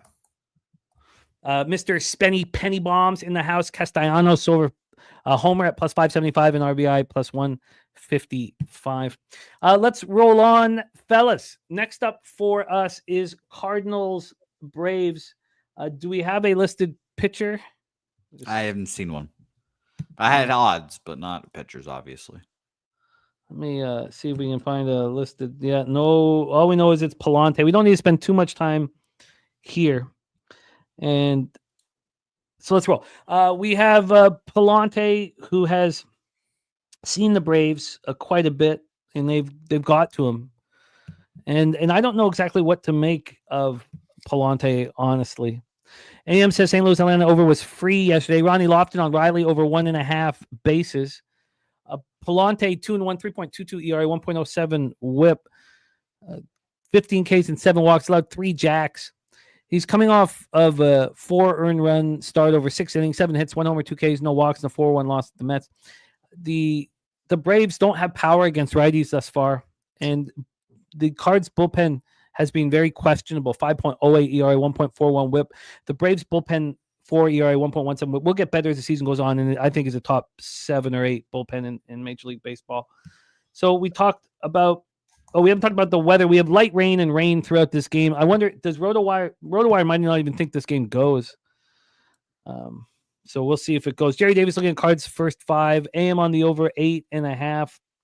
And TJ says Mets are vulnerable to strikeouts versus left-handed pitching. Poor zone contact, 24% K rate. Sanchez over 31% strikeout rate. So there's not too much here to go over as we don't know who's starting for the Braves. Not many books have come out with action. First 5s are just coming out right now. Full game total here. We have, we have an 8.5 minus 110 to the over. This opened up at 9 at 10:33 a.m.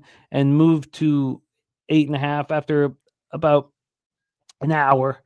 And now we have it back juiced to the over, but there was a move towards the under at 8.5 for a little while. And then when we get to the money line here, we have the Braves at minus 138. They opened up minus 137. So very little movement here. Jose Bouquett, I know it's tricky without knowing who the pitcher is, but take it away. Yeah, I'm off this game. Rain, the forecast. The Braves probably don't even think this game's going to go because they're not going to name the pitcher because they don't think it's going to go. So I'm off. I think Palante, though, could be a back pitcher this year. We'll keep an eye on him and won't be surprised at all if I back him in the future. Anything you want to add to this, Pete? No.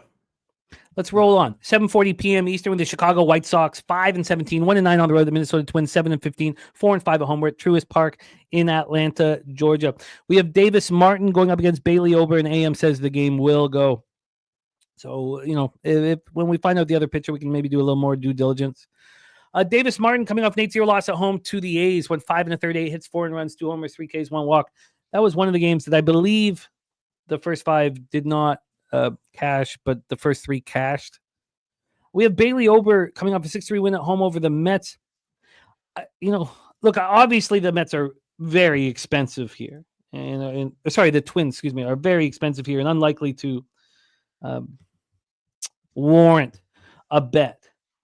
And at what point is Bailey Ober going to start pitching well? This Twins have only moved 3 cents from 236 to 239 because he's going to start pitching well at some point. I think Bailey Ober is a good pitcher, and he's not been good thus far this year. We have an 8.5. This got up to 9, several times and would always come back. At this point, we have 12 cents of movement towards the over. And then when we get to the cash flow here, we have 90% of the tickets, 96% of the cash on the Twins. It's not really moving towards them. 93 and 94 on the over. AM is on the over 8.5 here as well. And the White Sox are not hitting righties at all. 198, 587 OPS. The Twins are not hitting righties either. 236, 62 OPS. And both bullpens are reasonable. Twins bullpen, you could even say, is good. 3.69 ERA, 1.18 whip. White Sox bullpen, better than expected. 4.28 ERA, 1.18 whip. And Andre saying supposed to rain here in Atlanta at 6 p.m. So we will see. Thank you for that boots on the ground update. We have Coin saying 60% tickets, 88% of the cash on Minnesota over. And he moved on the over 8.5. AM says recent form matters. Well, Bailey Ober's coming off a quality start then recently. Take it away, Jose, your plan, White Sox Twins. I'm off this game as well. Just too big of a favorite, obviously, with the Twins here. I'd lean White Sox, if anything. I've gotten a good look at the White Sox for the last 6 days or whatever it was, the Red Sox playing them. I don't think they're going to be horrific this year. But their bullpen is bad, and the starters did not look good. My guy Sean Burke did not look good, so I'll be interested to see how this White Sox team continues to develop. Davis Martin has not been, it's not been horrible, I guess, but it's minus 250 plus 200. I'd rather bet the plus 200, so I'm off. See, I don't dislike Davis Martin very much, but I think Ober is going to heat up. Now he's got consecutive home starts. He's coming off a 6-3 win at home over the Mets. There's just no appropriate line here, except maybe the first 5 minus 1. I mean, it's where are you going to get the right line for the risk reward? Peter, take it away. Your thoughts on White Sox Twins? Well, definitely leaning under and White Sox early, like first 5 or first 3 at the line. Slight lean to start Martin over 4.5 strikeouts at plus money, and slight lean under Ober strikeouts 6.5 at like minus 150 or so. Slight lean Martin. Yeah, just probably White Sox a little bit too big of a dog, especially early, and leaning under. Yeah, I get that. Troy Torrance using a Royals and Twins money line parlay. Billy Friedrich looking at the first 3 under in this spot. I looked at that as well. And again, I forgot to mention, I apologize for this, forgot to mention the weather at target. Pretty nice. 68 Fahrenheit, feels like 68 miles per hour to straightaway center, and it does die down it dies down to 6.3 after an hour. It dies down to 5.4 after 2 hours. I don't know.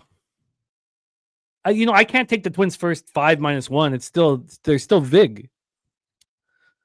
Crazy. That's the case, but that's the case. So, yeah, I guess I don't know what to do, but I think Bailey Ober has a nice start. If Bailey Ober has a nice start, can Davis Martin hold his own? I feel like I need to dig deeper to find a bet here because I really believe that Ober is going to have a good start. But then, TJ on White Sox team total under, maybe that's the way to do it. Maybe that's the way to do it. The White Sox team total under. What is that? A full game? That's a 3.5, heavily juiced to the under. And I don't get first 5 team totals here at 365. So TJ says, why not go full game under? I guess I'll think about it. I see the AM is on the over. I guess I'll just need more time. I feel like I need to sit with this longer. If I expect Ober to have a good start, then I need to figure out how to succeed with this bet. AM says this is an 8.5 for a reason. Oh, yeah. You would think it would be at a 9 if one pitcher is a 5 ERA and the other pitcher is a 6. Okay, let's roll on to the next spot on the board here, and that is Rockies Royals. I actually meant to get this bet in before the show started, and I never did. And this is the first 3 under that I was going to move on. But I was going to have to move on to 2 because the first 3 under 2.5 was minus 140. Now it's minus 135. That's interesting. Huh. Wow, so it's made a 5-cent move away from me since I was almost going to bet it. Interesting. Okay, let's rock Rockies Royals here.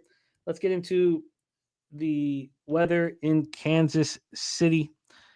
For those of you copying and pasting the video description, looks like I used Target Field twice here, and I apologize for that. But let's get to the Rockies Royals weather. 78 Fahrenheit, feels like 73, 8.9 miles per hour to left field, and then dies down to 6.3 by the end of the day.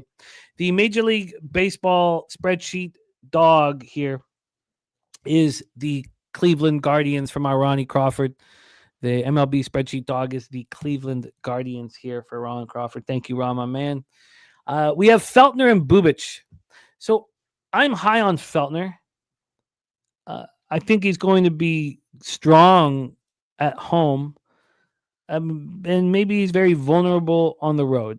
We have Troy Torrance saying best bet on the board is the under 8.5, the Royals on the run line, and Royals Twins money line, and Royals Angels money line. He's all over the Royals, as this is the cash cow play of the day. Cash cow play of the day is your Kansas City Royals.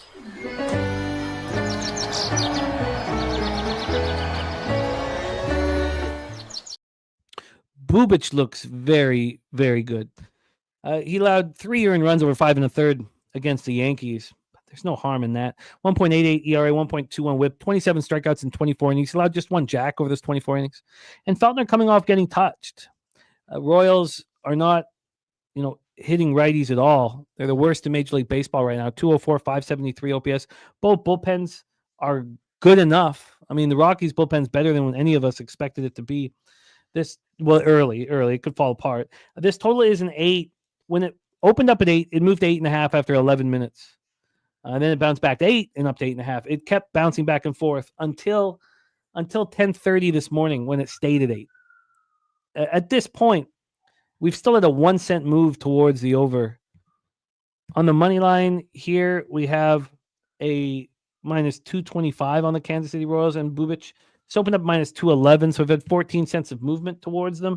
And then when we get to the cash flow here, we have 91% of the tickets, 90% cash on the over, and we have 93% of the tickets and 97% of the cash on the Kansas City Royals. We have Coin saying 74% of the tickets, 59% cash on the under 8.5, now an 8. Robert Franklin looking at that first 5 under 4.5.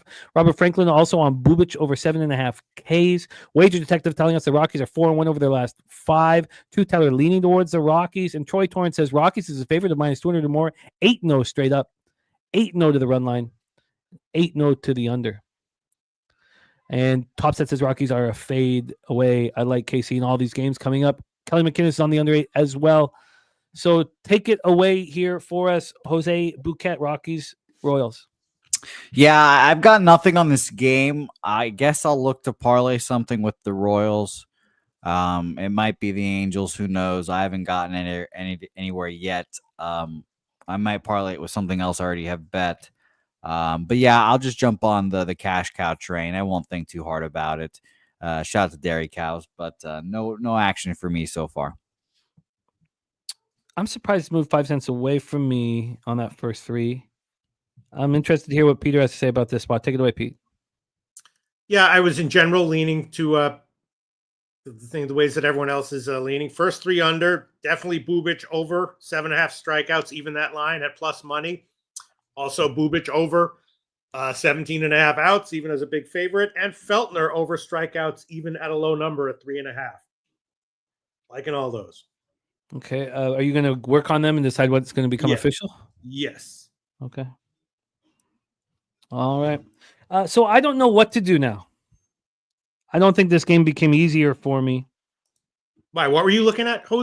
Jimmy the Bag? I was looking at the first 3 under, but that's moved 5 cents away from me since I almost bet, and I almost bet it. Really? I wonder why that would be. The same here. I'm surprised. Again, I haven't been. It's hard to get the movement. Understand? You have to take. I have to take pictures of it and then put it aside, and I didn't do that here. AM on the full game under 8.5. I think that those of you who got the 8.5 should feel quite good about yourselves. So I'm going to need more time with this game. Is Feltner a pitcher that we're only going to want at home in Colorado? I don't know. I need to figure that out. Jose knows I've been a Bubic guy since he came in the league. So him starting to succeed right now is no surprise to me. All right, I'll take Bubic. We'll start with that over 17.5 outs. That'll be I'll shop around, but at minus 169, I'll take that at worst. Over 17.5 outs. Minus 169. Wow, they really think he's going to have a great start. That's expensive. Well, 6 innings. That's not. He's gone. That's a standard start for him, kind of. Yeah, he got touched at the Yankees, but every other start, Yeah, but it is expensive. He's doing all right. Bubic over 17.5 outs for Loshak. We'll see what he adds, and nothing for you here, Jose. Oh. You're muted. There we go. No. There we go. Okay. Jesus. All right, let's roll on. Here. Next up for 7:40 p.m. Eastern. Now, Jose sent me a message on this one. Let's take a look at our guy Coin's action. Thank you, Coin. Miami money line, the over 8.5 in the Minnesota game. The Cubbies money line, San Francisco, and the A's game over 10 for our guy Coin is running hot right now. And by the way, Jimmy, people are asking about first threes and such. Where are you bet yours? 365. There you go. Yeah, at 365. And AM saying first 5 betting into higher hold markets, not for me. I get it. It's just I get it. But I do what I succeed in, and I keep very close eye on where the ROI is. But I can understand the hold being an issue, and I think that's the reason why that these lines are vulnerable, because I don't think very many people are betting them because the hold's so high. I was even saying that to Jose, I was like, how I don't know how this is going to work with these minus 130s, minus 125s. And then I went 9-1 over them, and now 10-2, but we'll see. Okay. TJ says, Troy, this is a Dodger spot tonight. AM's on the over 8.5 here. So let's roll. Dustin May versus Shota Imanaga. We have Wrigley Field in Chicago, Illinois, where the Cubs are just 6-5 at home, going up against the Dodgers team that's just 6-5 on the road. Let's take a look at the weather at Wrigley. We have 63 Fahrenheit and rain. This game's probably going to be pushed back.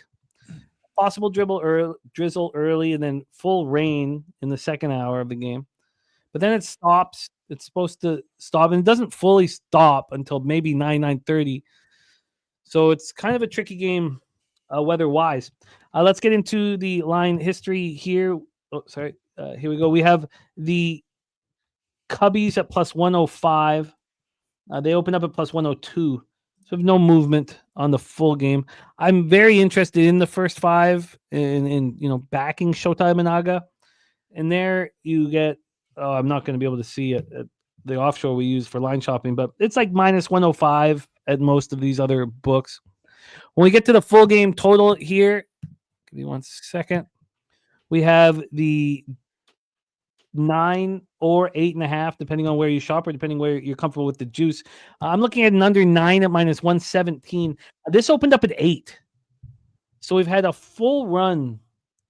Now it's heavily, let's call it 3/4 of a run, but still a pretty big move in that regard. Roger that in the house. What up, Roger that?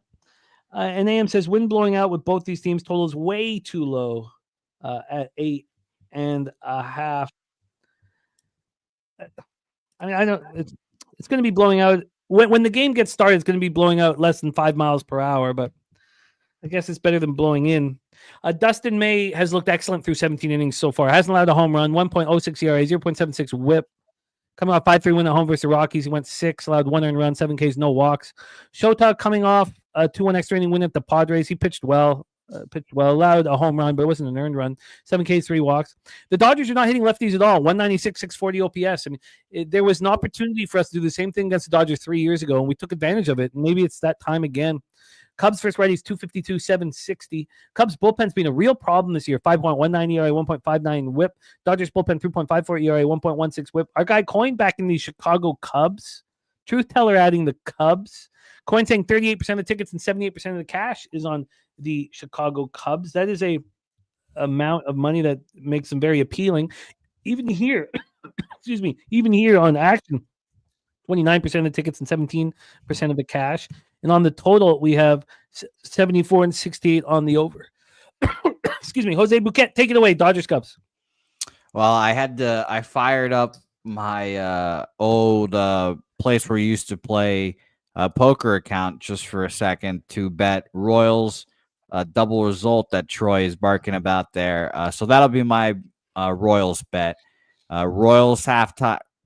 Royals first 5 full game, halftime, full time, as it says on this damn website. Plus 125 for me here on our friends where we used to play poker. Yeah, and that for those also that don't move on the double result, they have to be ahead after 5. Yes, we can't push that part of the bet. Yeah, -0.5 both ways, but essentially, yeah. Okay, so let me just get back to that Royals game here, and you got a Royals double result at what number? Plus 125. Okay, you're in business. Keep rolling. Yeah, so this is, I think this might be just an X's and O's bet over market bet for me here. And you said it as well to start the season. I think the only time we can bet against the Dodgers and feel decently confident about it is when there's a lefty on the bump. And we talked about this last week. I remembered it because I circled this start because good lefty against the Dodgers, a team that we could back here, and the Chicago Cubs, who I think are a playoff team. The Dodgers so far this month, I'll give you first, 24th, 71 weighted runs created plus against lefties here. Full season, there's 23rd, 77 weighted runs created plus, and that's 215 plate appearances as well. So just have not been good. So this is a Cub spot for me. Now I'm gonna move on at first 5 here just to keep that lefty righty advantage for me.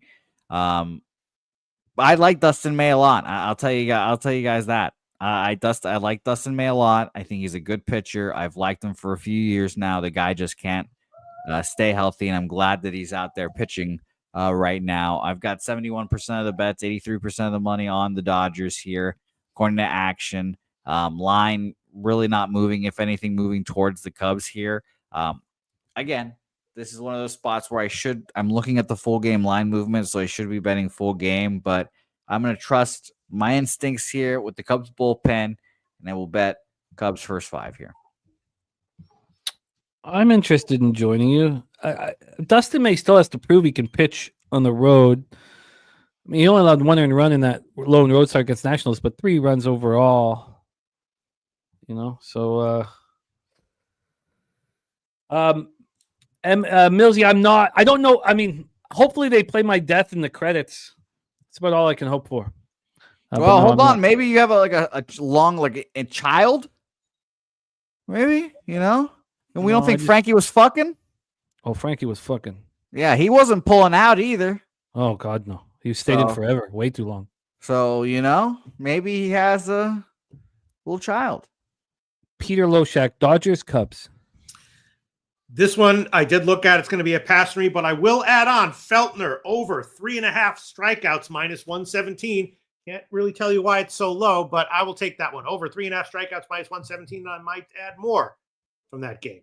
And I also am adding Sanchez under 5.5 strikeouts at plus 100. I don't know if you got that. I'll review everything. Okay, so Feltner over K's was what number? 3.5 minus 117. Jerry Davis does have an important point about the third time for Shota seeing the Dodgers already in the year. Does that concern you at all, Jose? A little, but the first one was in Japan, which I don't know if I don't want to call it a spring training game because it obviously counted, and I think Shota was at least bringing it. But that's the only time they've seen him this year, and that's what I care about more here. By the way, his 3 starts against them last year. First one, 4 innings, 2 hits, shutout, and then 7 innings, 3 hits. 7 innings, 7 hits, 3 earned runs on 3 home runs, and then that 4 inning shutout there, 4 walks, 2 Ks. I think he just knows these Dodgers bad. I just think the Dodgers struggle against lefties, I should say better. So Dougie White says, I can't fade May staying away. Spooner says, Dodgers spot in his opinion. Shota throws 92 and is a fly ball pitcher. Very dangerous recipes. Teams get more comfortable against them. And by the way, interesting action had this different according to odds. TJ saying 35% of the tickets, 77% of the cash on the Cubs. So big bets on the Cubs. Oh, wow. 35. Okay. Wow. Yeah, I'm glad. I feel like I'm on the right side. Will I be pissed that I'm not on first full game rather than first 5? We'll find out here shortly, I guess. Yeah. And then the other question is, if we think, was AM on this over? God, I know I read it out here. Sorry, AM, were you on the over in this one? Could you let us know in the Dodgers? Oh yeah, wind blowing out, but total's way too low at 8.5. Okay. Yeah, I don't really. I want Dustin May to prove it on the road in these types of situations. I'm interested in the Cubs. Cubs first 5. I'm interested in. I'm not sure if I get there. I'd also like to think that this is going to be a good atmosphere in Chicago. Oh yeah. This is going to be, their ace on the bump. But the game's going to be delayed. They're going to wait till it stops raining. That's going to. This game goes. Oh, okay. I've got lots to think about here. Let's roll on to the next spot on the board. 8:10 p.m. Eastern. The Toronto Blue Jays 12-11, 4-6 on the road. The Houston Astros 11-11, 7-6 at home. Yes, wearing the Beer Belly Deluxe was one of my greatest sporting experiences of my lifetime. I was extremely popular. Everyone was laughing at my jokes and being my best friend. Yeah.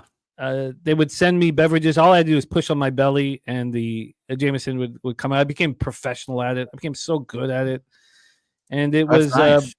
It was the greatest baseball experience I've ever had.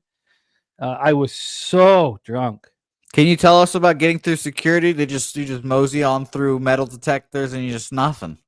Not a goddamn thing. Pointing at them too. Pointing at them like that. It was absolutely phenomenal, Jose. My highest highs. It was great. So when did you come up with this? This was not myself. This was my friend Jeff Paul. He had been waiting because I guess people are uncomfortable wearing the Beer Belly Deluxe, but this was not you. Look, I've tried to be a leader of men, Jose. That's what I try to do. And you wore that day. Save you a buck as well. So it was all great stuff. Shout out to the Beer Belly Deluxe and all of those who wear them and save money on booze and get just horrifically hammered. What about the actual game? Did you enjoy the actual game? Do you remember anything of that, or is it just? Yeah, I live bet the under 12.5. So it was my only bet on the game was live betting the under 12. 11 runs was the final. I was making so much money in basketball every 45 minutes. Yeah, I bet you were fucking thrilled that day. Then you bet the under. All the basketball was coming through. You were ass slapping everyone. The Grizzlies game was first, and for the first time in Operation Garcia, I swept the ball. We swept on Grizzlies. It was 7-0 on Grizzlies player props under. It was too much. Ricky Bobby, I got pictures. I put them out. I put them I'm gonna post them. I'm gonna put them up here in a second. I got pictures, man. It was magic. It was magic. Shout out to Bobby Pantload and his impending nuptials. Let's go. Chris Bassett versus Ronel Blanco. Bassett 2-0, 0.77 ERA, 1.07 WHIP, 23 and a third, 31 strikeouts, 5 walks. Is not allowed a homer. He's been absolutely spectacular. How long is this going to last for? Ronel Blanco on the other side is being the opposite, but he's coming off a decent start. 4-1 loss to the Cardinals. 5 innings, 5 hits, 3 runs, 1 homer, 1 K, and 3 walks. But he has struggled. He has struggled this year. The Jays are not hitting righties. Either are the Astros. Both bullpens are very good statistically, especially the Astros. Jays versus righties, 241, 639 OPS. Astros versus righties, 226, 636 OPS. The Jays bullpen, 3.69 ERA, 1.10 WHIP. Astros bullpen, 2.80 ERA, 1.11 WHIP. AM says, I really don't understand why the total is this high, nor do I understand the movement towards the over. He's on the under 8. We have Coin saying 50% of the ticket, 65% cash on the Houston over. Let's take a look at the line history here. And TJ says best under of the day here with Blanco, who should be able to shut down this pretty pedestrian Jays offense. We have this total opening up at 7.5, 11:07 p.m. It took 1 minute for it to get to 8. 1 minute. And then 2 minutes after that, another 5-cent move. So, it was a pick 'em at that point at the 8. And then the 8 just has continued to get slightly more juiced as to where we stand right now. So we have 7.5 to 8. And then on the money line, we have the Astros at plus 105. They opened up at minus 109. So we've had 12 cents of movement towards the Jays. And then when we get to the cash flow from the Action Network, we have 84% of tickets, 75% of cash on the over. And then we have 53% of tickets, 71% of cash on the Toronto Blue Jays, and the line moving in that direction. Take it away, Jose Bouquett, Jays Astros. Yeah, before I do, I mean, this is just beautiful. This is just work of art. By the way, Jimmy, I'm not gonna lie. I saw that first picture. I 1,000% thought that was a wax figure. I thought that was a wax figure. I was like, what the fuck? And then I had to really look in there, and I was like, oh, I guess that's just normal Jimmy, huh? But yeah, you looked great. That looks natural right there. Oh man, I was popular. And in that picture of me with the binocs, I am as drunk as you're gonna find a person. Yeah, point. I know, because you taking a picture and then you doing that. I could tell. I could tell the pollutant was out. Ooh, yeah, but it was a real good feeling. Yeah, again, you're fucking a number one guy. You're always gonna be remembered now. So shout out to you. That was one of my favorite things I've seen on the internet in quite a while. We also destroyed the 26er of Jameson in 6 innings or so. 6 innings, I think it took us, and there's only 6 of us. So yeah, not a lot of us. All right. Blue Jays here for me. Blue Jays full game. I'm taking them here to christen this whole thing. Minus 112. Fishy line to begin with. I figured this would be closer to minus 130, minus 140 Houston Astros, honestly. Never forget, or we don't forget, Ronel Blanco, no hitter against these Blue Jays. And I'm very interested to see how that all goes against. But last year, Bassett struggled 4 innings, or 4 earned runs, and essentially all of his starts. Well, I should say he only had one of them. 4 earned runs, 1 in 24. It seems like that just is like theme, but I think Chris Bassett's going to have a nice little year here, a nice little bounce back year after last year struggling a bit. And I think the Blue Jays go out here and win this game. I think this line is fishy. I think the bigger bets on the Blue Jays, the sharper action seemingly on the Blue Jays is telling. And I think that, like I said, this line is just fishy, fishy, fishy. So Blue Jays full game for me. Philly Eagle Flyer on the tie after 2 innings here. Alvarez, in 19 at-bats, has 5 homers and 11 RBIs, a 1.741 OPS. But nobody else has very good numbers against him. So you have to sneak around one player in the lineup with very little protection. There's our guy, Matty Ice, in the house. It is great to see you, my friend. We've all been thinking about you. Great guy. Oh, by the way, Matty Ice texted me and said Carolina Hurricanes team total over 3.5. Great bet today. Shout out to you, Matty Ice. Great to have Matty Ice here in the house. Peter Loshak, Bassett, Blanco, Jays, Astros. I mean, we talked last week about the what was it called? The moron play of the week or something like that. I mean, Toronto first 5. When I looked at this, I didn't understand it at all. And now it's moved in Toronto's favor. I don't know. Matty Ice was Chris Bassett's coach growing up. That's why I'm on him, Matty. That's why I'm on him. Is Blanco? I know that he's been getting some strikeouts here and there, but is he going to have a good start here? I don't get it. That's a good question, Stan, if we're racing today, because Jose had his bikini line waxed on. I think we should do that Wednesday, Thursday, Friday, though. If we add today, we'll add Wednesday to it because we only have Pete for a fixed amount of time. So is this just a no-brainer spot, Peter? Maybe, but I don't know if I can make that call right now. I mean, Blanco is, I thought that his under 4.5 strikeouts prop was good. His over 4.5 hits given up prop was good. Under 15.5 outs prop was good. And obviously Toronto first 5. I don't know, man. I don't know what's going on here. Blanco, is he any good? What they don't tell you about the bikini wax is that the wax is hot. So it feels nice when it's on your taint, AOD. Oh, good God. That's horrible. Jesus. Ugh. Feel that fucking Jameson all of a sudden. Taint play today is in. How do we... TJ says, I project Blanco for 5 innings, 2 to 3 runs. Troy Torrance says, just take all the money you're going to bet on baseball today and put on the Royals. Says, win or lose, you did the right thing. And again, it's, another capper using loose for lose. Still blows my mind. Okay, I'm going to have something to do with the Jays here. I'm just not entirely sure what. And you made Ronnie Lofton gag as well, Jose. So, excellent work. By the way, I think, Jimmy, if you weren't a gambler, I think you would have become an English teacher. I would, yeah, I don't know. I don't know about any of that shit, but let's talk about. Actually, let's not. I was going to play the taint play today. I'm not going to play it right now, just because we've got to forget what Jose just said, and then we'll go back to the taint play today. All right, Mia's shocked by something. It might be that image. She's shocked by something, though. 9:38 p.m. Eastern. Our next game on the board: the Pittsburgh Pirates, 8-15, 2-8 on the road to the LA Angels, 11-10, 4-2 at home at Angel Stadium in Anaheim, California. Shout out to our Wine Time Sports Angels backer. 64 Fahrenheit, feels like 61, 7.2 miles per hour out to center field, dies down to 5.4 miles per hour. Let's get into the line history here for this one, and we have. We have Soriano going up against Bailey Falter, who was very good to me in his last couple starts after all the shit talked about Bailey Falter. Angels opening up minus 172, now minus 189, 17 cents of movement towards the Angels.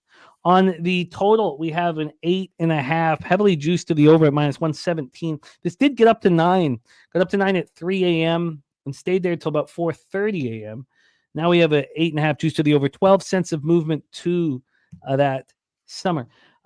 Bailey Falter getting me paid in full after all the horrifying things that were said about him in the chat. Being ass by many of you guys. You called Falter ass over and over. 7 innings, 2 hits, 0 earned runs, 2 Ks, 1 walk, and a 6-1 win at home versus the Nationals. Falter has a 1.18 whip through 22 innings. Then we have Jose Soriano. Coming off a 3-1 loss at the Rangers. He led 10 hits. So he managed to stay in the game to almost through 6 innings and wasn't bad. He wasn't bad. Pirates versus righties, 209, 624 OPS, and the Angels aren't hitting lefties. 214, 608 OPS. Pirates bullpen, 3.64 ERA, 1.24 whip, much better than the Angels bullpen, 5.37 ERA, 1.57 whip. So let's take a quick look at the cash flow here. We trust this site less and less by the goddamn minute. 84% of tickets, 91% of the cash on the Angels. I'm sure that's to be believed. 92 and 90 over, 94 to the over. That's questionable. Jose, take it away. Pirates, Angels in Angel Stadium. Yeah, I'm off this game. I thought this line was a little excessive. I'm seeing it opened up at like minus 140, and it's up to minus 200. Heritage has minus 160 up to minus 195. I think that's just kind of telling. That's why I was like, am I going to parlay the Royals with this team, the Angels? Do I want to parlay? Do I want to tie something with the Angels? And I don't believe they're that good in the first place. So I'm off this game. I'm glad that Troy found that Royals bet, so I could just be suffice there. But it's quite a fishy line of it being so high. Like this, again, it should be like minus 150 to me. The Angels aren't that good, but it seems like someone knows something, and the line is just skyrocketing towards the Angels, it seems. I have some concern backing Falter. I think we're going to like backing him at home. The question is, do we feel like we need to follow suit on the road? Against Cincinnati, allowed 3 earned runs in 5 innings. Against Miami, allowed 2 earned runs in 6 innings. It was just that home start against the Yankees where he got touched, and he looked so good last start. Do I expect that to happen again? No. AM's on the under 8.5 says, I think this total's crazy high. So I think the line movement is artificial, trying to fool line movement bandits. I kind of like that, AM. I kind of want to be a line movement bandit. Take it away, Peter Loshak, Pirates Angels. Well, my numbers like Falter over just 3.5 strikeouts. I'm not exactly sure why that line is as low as it is. Probably a good reason for that. Yeah. Also, not a great projecting, not a great start for Falter here, but to get one of the mediocre 4 or 5 strikeout starts.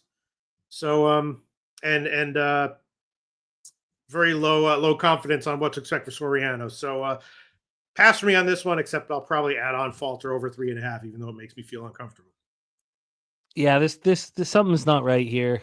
I'm not going to trust Falter. Soriano's not looked that good this year. He's got incredible talent.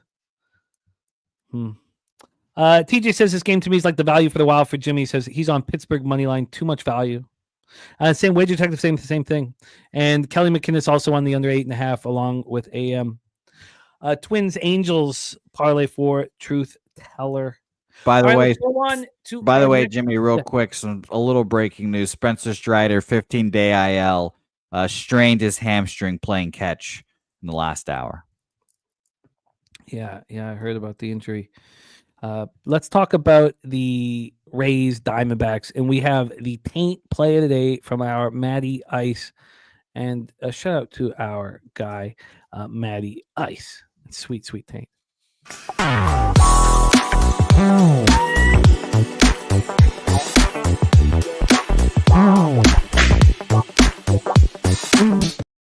We are in Chase Field, so the first thing we need to know is the Diamondback roof here for Arizona, and one of the parks where we always get the roof information ahead of time, and it is open. By the way, Jimmy, people in the chat are throwing off some investment opportunities into the Burnt Taint, which Jeff could say is a barbecue spot, or Elio's thinking a shady strip club. So it could go a lot of different ways if you're willing to invest. I think we got to combine the two.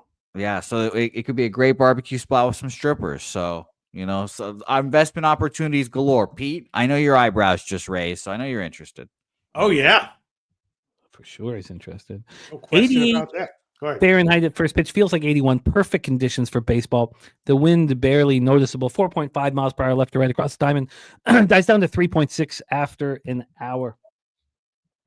I think Brandon Pfaadt is the ace of the Diamondbacks rotation and will be for a long time. and you could say you're way too high on him. That's fine. Zach Littell has been a question mark, but he's coming off that start at home versus Red Sox that looked pretty good. Let's get into the line history here and hand it over to our fellows. We have a total at 9. It's minus 109 to the under. This did go down to 8.5. It was at 8.5 from 110 this morning until about 9:30 this morning. Now we have 1 cent of movement towards the over, so it's come back. From a money line standpoint here, we have Fought and the Diamondbacks at minus 166. This line had moved away from Fought. The Diamondbacks, before the show started, were minus 143 from the minus 153 opening, a 10-cent move away from them. So I thought maybe, I guess I'm wrong. Now 13 cents of movement towards the Diamondbacks are now minus 166. But that initial move away from Fought and the Diamondbacks really kind of threw me for a loop, and it will continue to. I'm not going to look past it just because it's now at minus 166. Robert Franklin on Arizona money line and the over 9. AM's on the under 9 here. Says has this modeled at 8.5. Jeff saying that the Rays are 2-11 the first game of a road trip. Let's take a look at the cash flow. 98 and 98 on the over, if that's what we're to believe. Thankfully, we'll have Coin giving us the odds logic numbers as well. On the money line, you have 89% of tickets and 96% of cash on the Diamondbacks. An alarming amount of money on a public spot like this. Ronnie Lofton says love Fought, but his props are way too juiced. So he's looking at the first 5 under 4.5. Something doesn't feel right here, man. I just Fought coming off 5 2/3, 5 hits, 1 earned run. It was a solo shot, 6 Ks, and 2 walks. The Rays are hitting righties hard, 279, 773 OPS. Not as hard as the Diamondbacks are. 256, 829 OPS, and both bullpens have been really good. Something's just not right here. I can't put my finger on it. Something's just not right. The market's funny. Why did it initially move towards Tampa Bay when all the money's on Arizona? Philly Eagle Flyer says Littell hasn't been good on the road. Take it away for us here, Jose. Any action? No, but shout out to Matty Ice saying this is his biggest bet of the MLB year so far. So shout out to you. Wow. I leaned the Diamondbacks. It was a shockingly cheap price. I wasn't going to move on it, but it does kind of cap towards an over right now. And because you think Littell is vulnerable? I think Littell is vulnerable, and this fishy line might be saying that Fought is as well. Yeah, something's up with this line here. Let's just touch, though, on the home and road numbers. Philly Eagle Flyer says Littell hasn't been good on the road. That's very true. Last year, he was lights out at the Trop, and on the road, he struggled. 69 of 30, allowed 11 home runs. Opponents hit 304 against him. He had a 4.54 ERA. That's very true. These splits with left and righties are, totally normal and average, so it's nothing there. But, yeah, he's not looked good on the road.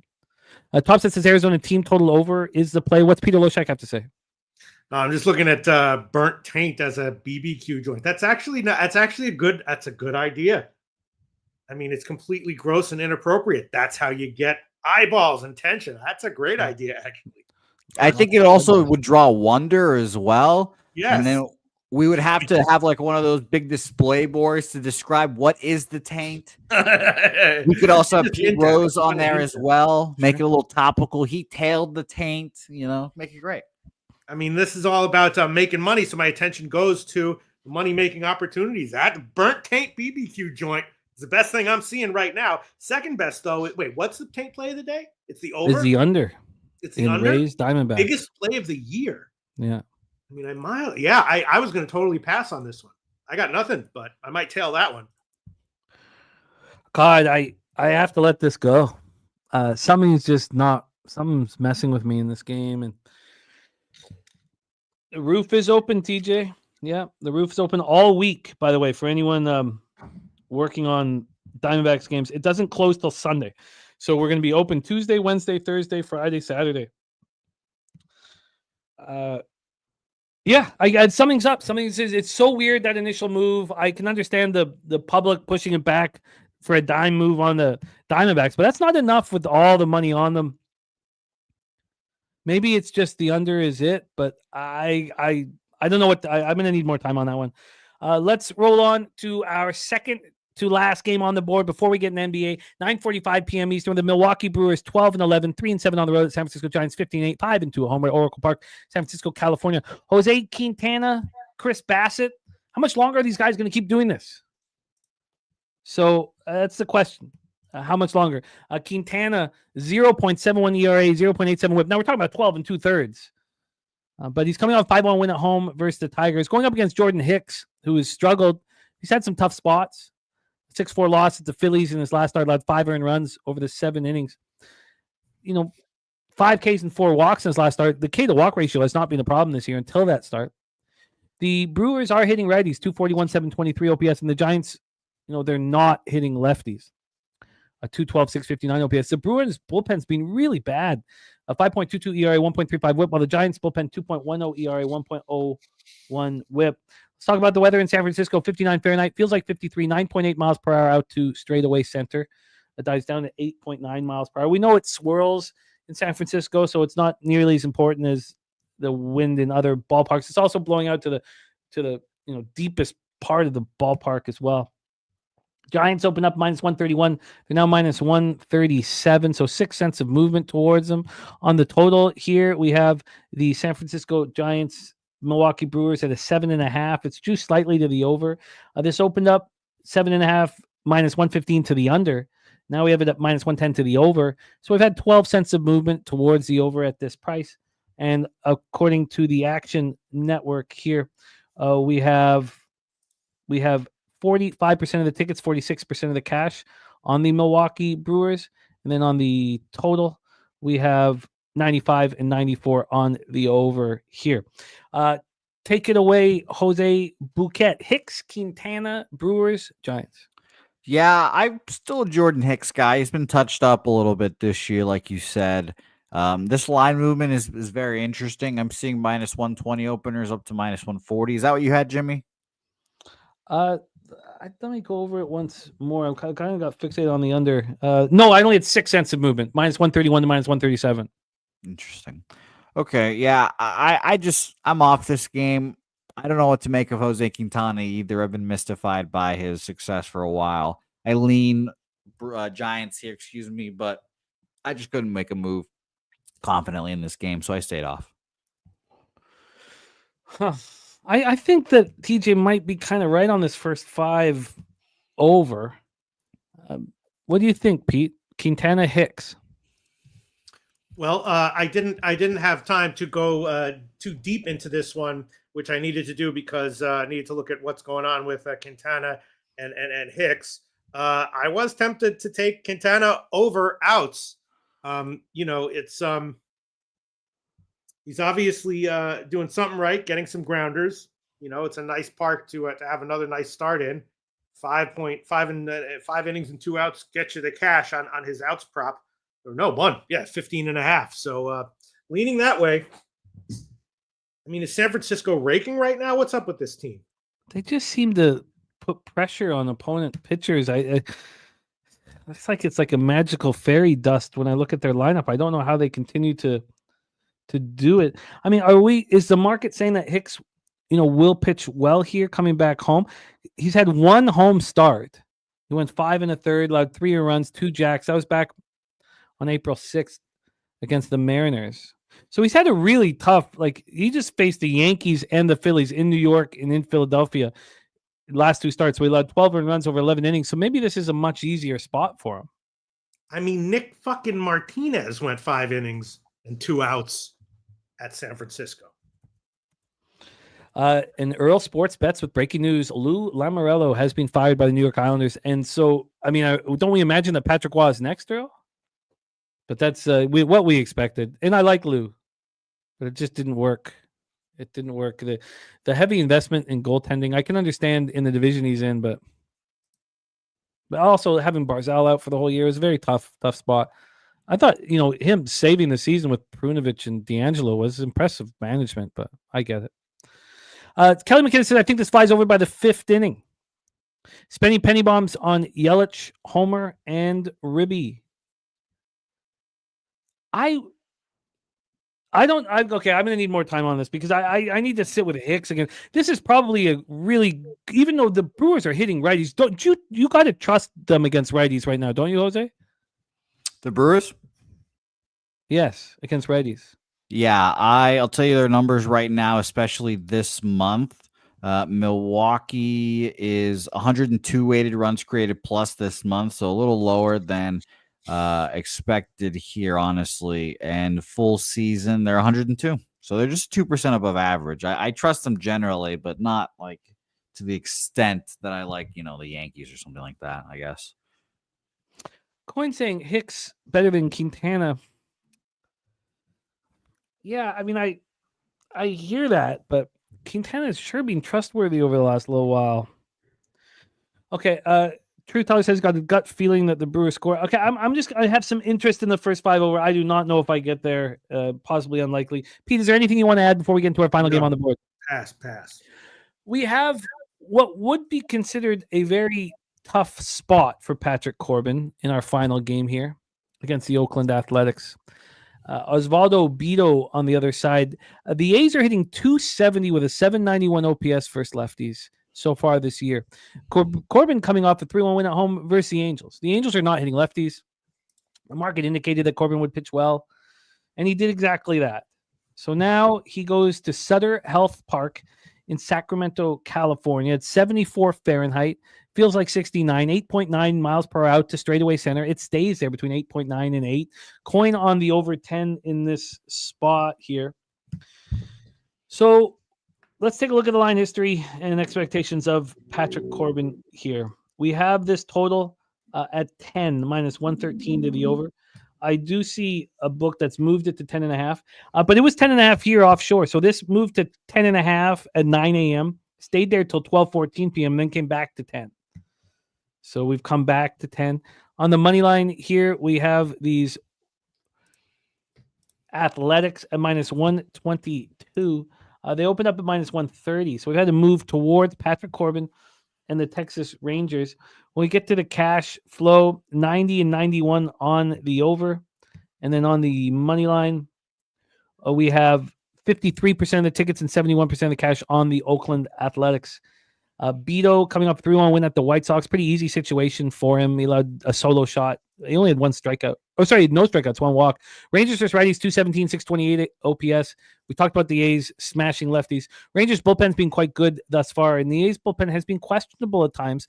Paco Healy on Oakland first 5 and full game. Spooner says Oakland is the only bet I've made today. Kelly McInnes on the under 10. Coin giving us numbers from Odds Logic, 63% of tickets, 79% of cash on the over, 61% of tickets, 64% cash on the Oakland A's. Jose Bouquett, our final MLB game on the board, Rangers, A's, in Sacramento. Yeah, this was the bet that I kept off to try to keep my volume a little lower. So I guess like my just missed a cut. I like the A's here. The line movement towards the Tigers. The Rangers was a little concerning, so help me keep myself off of this game. I just always kind of want to fade Patrick Corbin in this, you're playing like a little league ball field. So sure. But I stayed off 10.5 super high total as well that I actually kind of lean under towards, but no action here for me. Peter Loshak, Rangers A's. Yeah, this will be I think I did lose a bit from in his last start, which was good. I don't remember exactly what I did, but I think I lost, but I will take it again. I'll take Corbin to give up over 2.5 earned runs at minus 160. So hopefully I don't get screwed by errors, but that's okay. Over 2.5 earned runs, minus 160. The team total first 5 for Texas is 3.5 at plus money at one offshore. I'm looking at. So I'll shop around and see if I can get a little bit better somewhere, maybe. But yeah, I think it's going to be I think Corbin will get at least a little bit touched here. If the A's are smashing lefties, right? I mean, this is very, very strange. Very, very strange situation here. What did you get the over 2.5 runs at? Minus 160, and I'll take it. I'll also shop around, but other Corbin have not such a great day. Props might be worth a shot as well. Under 3.5 strikeouts at plus money. I might take that. I might add on something. Well, let's review all Major League Baseball action here. And why don't we start with you, Jose Bouquett? Please review your card. Sure. I have Chicago Cubs first 5 money line -105. Cleveland Guardians team total over 3.5 -135. Marlins first 5 money line even money. Blue Jays full game money line -112. And the bet that Troy Torrance loves the most here, Royals double result there +125, where we used to play poker at. Peter Loshak, a review of your action.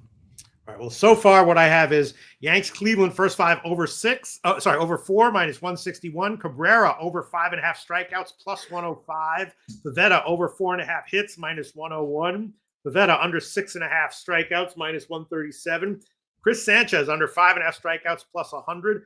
Bubic over 17.5 outs -169. Feltner over 3.5 strikeouts -117. And Pat Corbin over 2.5 earned runs -160. And by the way, I left out Tigers money line -118 as well. Stacks play today. Yankees over 8 and Yordan Alvarez over 1.5 bases at +105. Troy, best bet, Royals, Rockies under 8.5 and Royals on the run line. Pig Milk play of the day from Billy Friedrich Athletics on the run line -1.5 at +150. Pig Milk play today up 17.55 units. Then in Major League Baseball here, the Ron Crawford play of the day is the Cincinnati Reds for our guy Ronnie Crawford. Shout out to the man, Ron Crawford. Ron Crawford!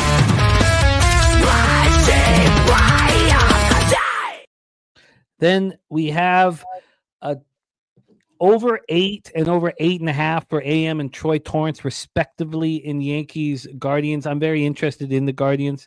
Marlins first 5 is a bet Jose's on that I'm very interested in joining. I have some interest in the first 5 over in San Diego, Detroit. I'm going to spend more time with it after the game, and backing Dean Kramer and the Baltimore Orioles on the -1 line, which doesn't make me feel good when I say it, but feels like the market is pushing me in that direction. And I'll add one more, Jim. Corbin under 3.5 strikeouts +116. Corbin under 3.5 strikeouts at plus money for Peter. The first five over in Phillies Mets. I'm interested in. Cardinals Braves was a stay off. I need this. I'm going to sit with this White Sox Twins game because I feel like I know that Bailey Ober is going to have a good start. And of course, the Twins are too expensive. But if I feel like I know that, I'm going to have to figure out a way to move on the game. That's going to take me a little bit of time. It's expensive. I'm surprised that the Bubic Feltner first 3 is gone 5 cents against what I was going to bet. Loshak's on Bubic over outs and Feltner over Ks. I want to be involved, but maybe Feltner's only to be backed, at home. Troy Torrance also has Royals Twins and Royals Angels. Cubbies first 5 is interesting to me. Our guy Coin is on the Fish money line at +100, the over 8.5 in the Minnesota game, the Chicago Cubs at even money, and the Giants at -140, as well as the over 10 in the Athletics game from our guy Coin. Jose's on the Jays at -112. I'm interested in joining him. Play today's Tampa Bay, Arizona under 9. And then I might move on the first 5 over in Quintana Hicks. And that will be my card. So I've got a lot of work to do afterwards. Hey, Jim, can I ask you a question? Yes, my friend. Can I go look at FanDuel? I don't know if I'm allowed to say FanDuel and Line Yeah, Shop and get better lines. Yes, absolutely. You can use that book, right? Definitely.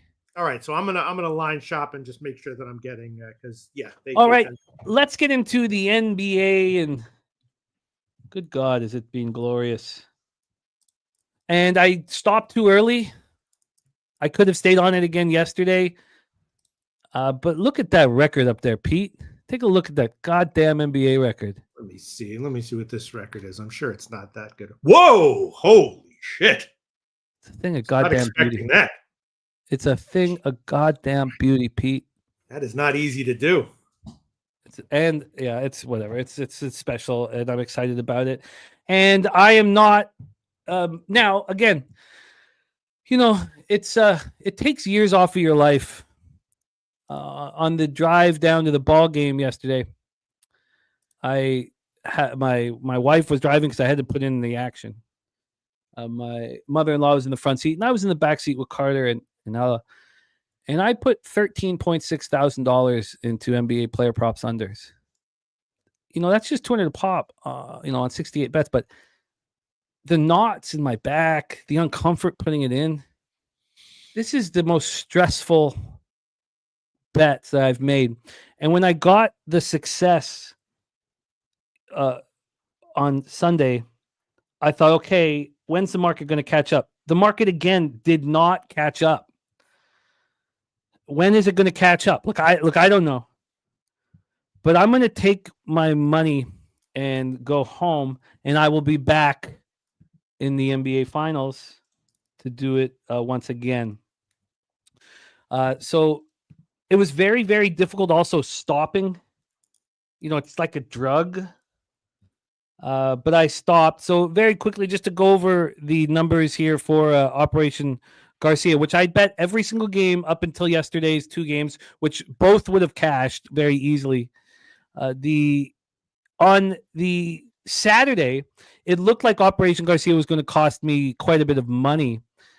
The Bucks, the Pacers destroy Operation Garcia, and this was in my head. The Pacers are just too much of a team, and they're playing very efficient basketball.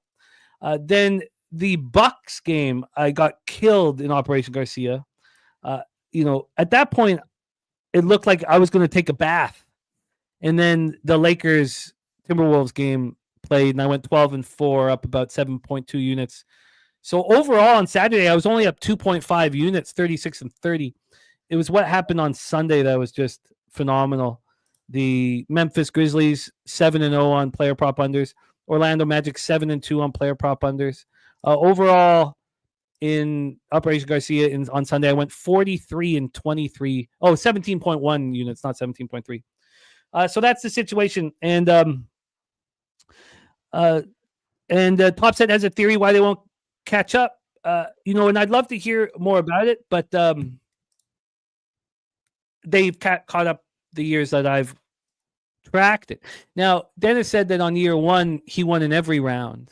So I didn't tighten up until year 2, and then especially year 3 when I bet it. But I'm very comfortable with the situation here. Extremely set up. I got a lot of money, and it's a very difficult thing to get out of something like this, and I'm going to. So there we go. Let's roll. Peter Loshak, can you want to set up our first game, Milwaukee Bucks, Indiana Pacers? Sure. So I got a bunch of better lines for the for some of the props that I gave, so I can just send them to you or whatever. You want me to quote them on the air, or what do you want me to do? Sorry, say that again. For MLB, for the props that that you're going to now add. No, just better lines of FanDuel. Oh yeah, use those better lines for sure. All right. So should I tell you what they are on air, or should I just mail them to you? How many of them are better? All of them? Like 4 or 5. No, just like okay. Just give them the 4 or 5, but then send them to me afterwards. All right, just quick. Sanchez under 5.5 is plus 104. Corbin under 3.5 is plus 132. Feltner over 3.5 is minus 117, and Bubic over 17.5 is minus 164. Those are the only changes. All right. Okay. All right. So for NBA, Milwaukee and Indiana, of course, Indiana rolled game 1. Game went under. This one, Indiana was way up in the first half, and then Milwaukee played them kind of tight later. So I'm thinking the obvious thing to do here would be Milwaukee first quarter or first half or both. Yeah, I mean, what the question that needs to be answered is what Dame Time is going to do here. And again, the first thing we talked about at the beginning of the show, was about NHL and NBA. And again, and I'll say this quote again. I mean, it's mine, but I make it sound like it's someone else's. But it's difficult to predict an event. It's much easier to predict a response to an event. And we can take huge advantage of it in the NBA playoffs. I think NBA playoffs are better set up for it, honestly, than NHL playoffs. Let's talk about this East first round game 2. Indiana, of course, leading the series 1-0. The Pacers were a really good home team, especially in the second half of the season, 29-11 overall. Milwaukee and Indiana Pacers each closed the game or closed the regular season 8-2. I want to touch on this too for statistical help. I think it's more helpful to talk about the last 10 games of the regular season instead of 5, and then talk about what's going on in the playoffs here as well. I think it gives you a better sense of what to expect and what to bet here. So let's go into and also there's going to be games where I might want to go back to Operation Garcia. The Pacers destroyed me last year, and it was the darkest times of my gambling career was Operation Garcia falling apart and the Pacers being the key team that screwed it. And then they screwed me again in their first game of the series. And when I went over last year's statistics of Operation Garcia, I won game 1 and game 2 against the Pacers, but then they just destroyed me. Obviously, I'm quite nervous about having anything to do with them in Operation Garcia. We have the Pacers opening up -4.5. They're now -4. Yes, there's excitement about Dame time coming back. Should it be? I don't know. This total's at 228.5. It's juiced to the under. This opened up at 227. We've climbed up a point and a half. When we get to the cash flow, again, this is from the Action Network, which we're learning by the minute not to trust. We have 61% of tickets, 61% of cash on the Pacers, and then we have 83% of tickets and 84% cash on the over. We've seen it climb a point and a half. Saturated says, I don't think the Bucks win 2 games here. So over the last 10 games of the season, regular season, the Milwaukee Bucks played at the 19th fastest pace. And in that first round in the first game, against the Pacers, it was 97.5 possessions a game. It wasn't that much slower. They were just horrible. The last 10 games of the regular season, Milwaukee shot 52.8 from the field and 42.2 from 3. Then in that first game of the series, they shot 24.3% from 3. So it'd be easy to sit back and say, well, you're going to get a bounce back. But Dame's first game, we're supposed to lose our mind that Dame's back and he's just going to be ready to go. Now, he's obviously going to give them a push in the right direction. The Pacers had the same 8-2 record, but they had the 6th fastest pace in the league, 101.73 possessions a game. They slowed it down a little over 4 possessions in that game 1 of the playoffs. They shot 47.8 from the field and 36.5 in the regular last 10 games, and then they stepped it up in that game 1, 51.9% from the field and 38.2 from 3. So everybody got in. Siakam went for 25. Turner went for 19. Nembhard went for 17. They got up by 28 points. This is a team that since the All-Star break is 16-3 at home. So Milwaukee was just a one-man show. And we're supposed to sit here and expect Dame coming back. And we've seen what Dame's done in the playoffs and expect him not to be a one-man show. Giannis went for 36. No one else did shit. The 4 starters other than Giannis and Antetokounmpo went 5 of 20 from the field for 14 points. And then Dame comes back and everything's supposed to change. Kuzma, 21 minutes, 0 of 5 shooting. So I would like to back the Pacers again here.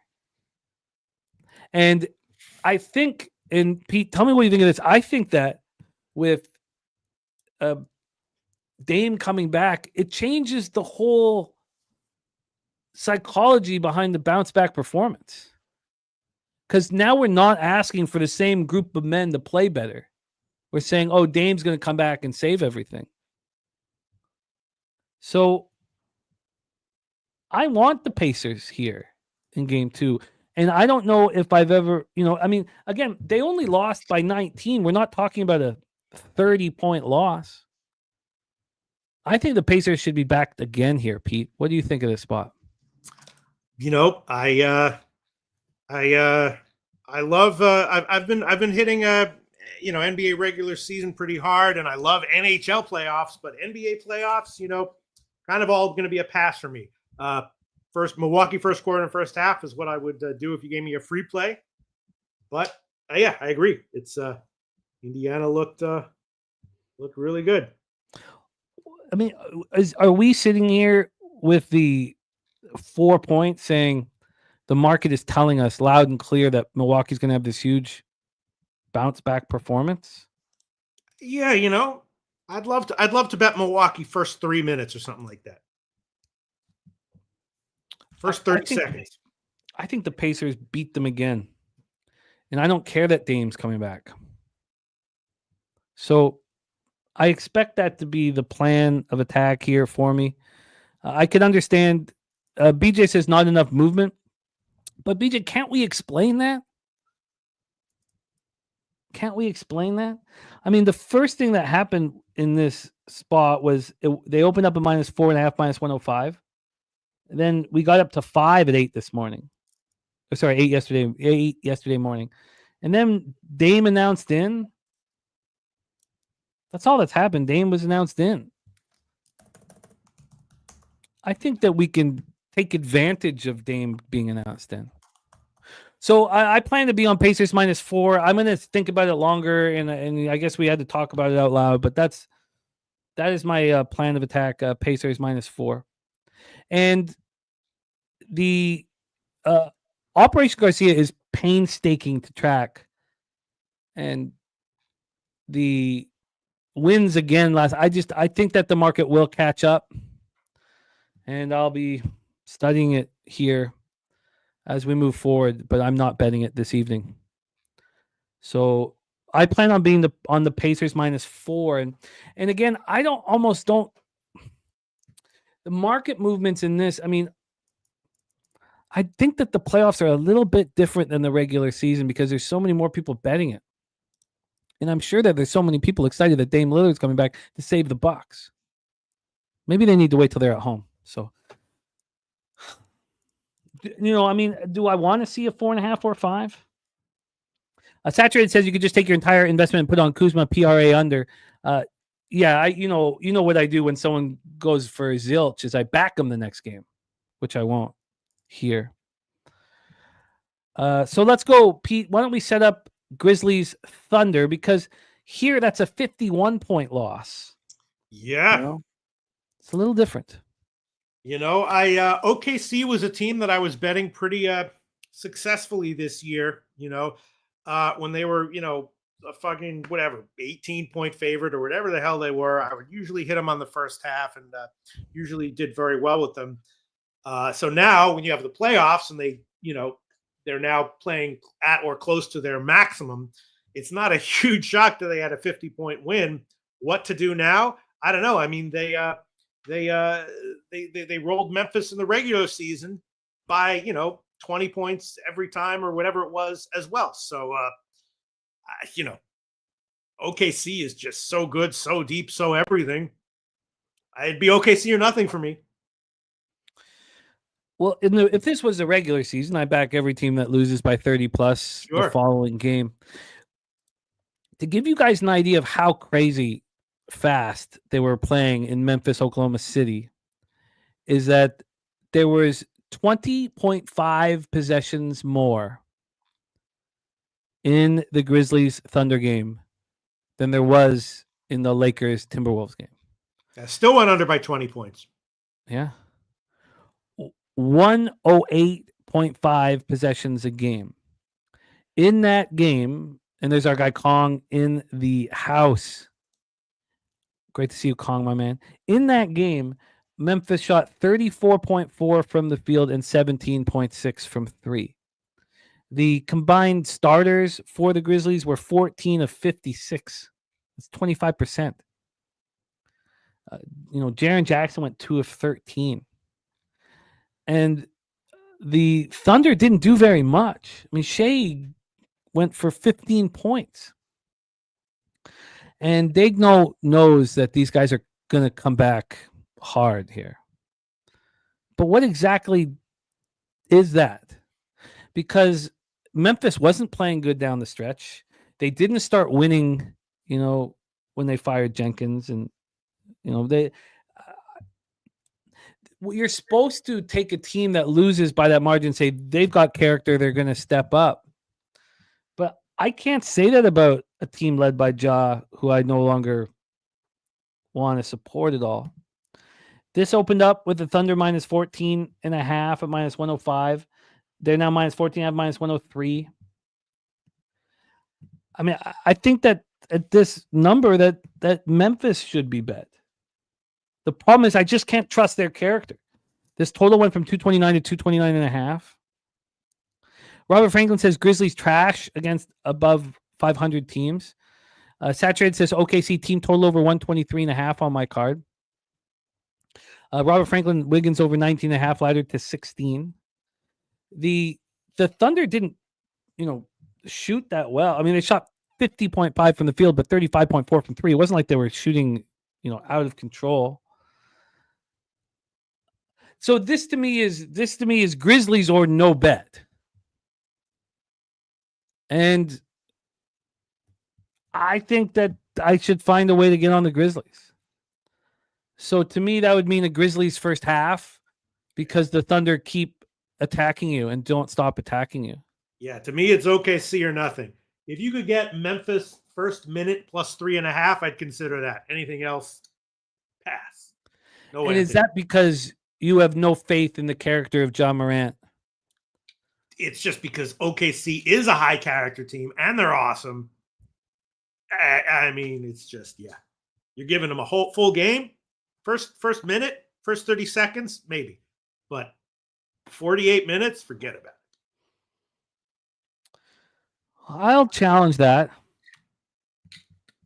And if I was to challenge that, it would be first half. I think it's a pretty good opportunity to back the Grizzlies first half. I mean, we all saw. Now, Topset says, how can you bet them after they laid down smiling? They weren't all smiling. I'm going to have to think about it more, but it doesn't appeal to me. And, Shea shot 4 of 13 from the floor. It wasn't like horrific or anything like that. Okay, well, I tell you what, I'm not entirely sure how I'm going to handle this, but I expect it'll be Grizzlies first half, man. And then I'm with you guys. I don't think they're going to win a series. Kong says, I think you back Memphis when they go home. The ROI of backing teams when they lose like this in the regular season is phenomenal. It's phenomenal. And college teams. In the NBA playoffs, I don't have any of that. So I don't know what to say. But I do want Grizzlies. Spenny says SGA played horrible and only played, 23 minutes. This isn't about Shea. This isn't about the Thunder to me.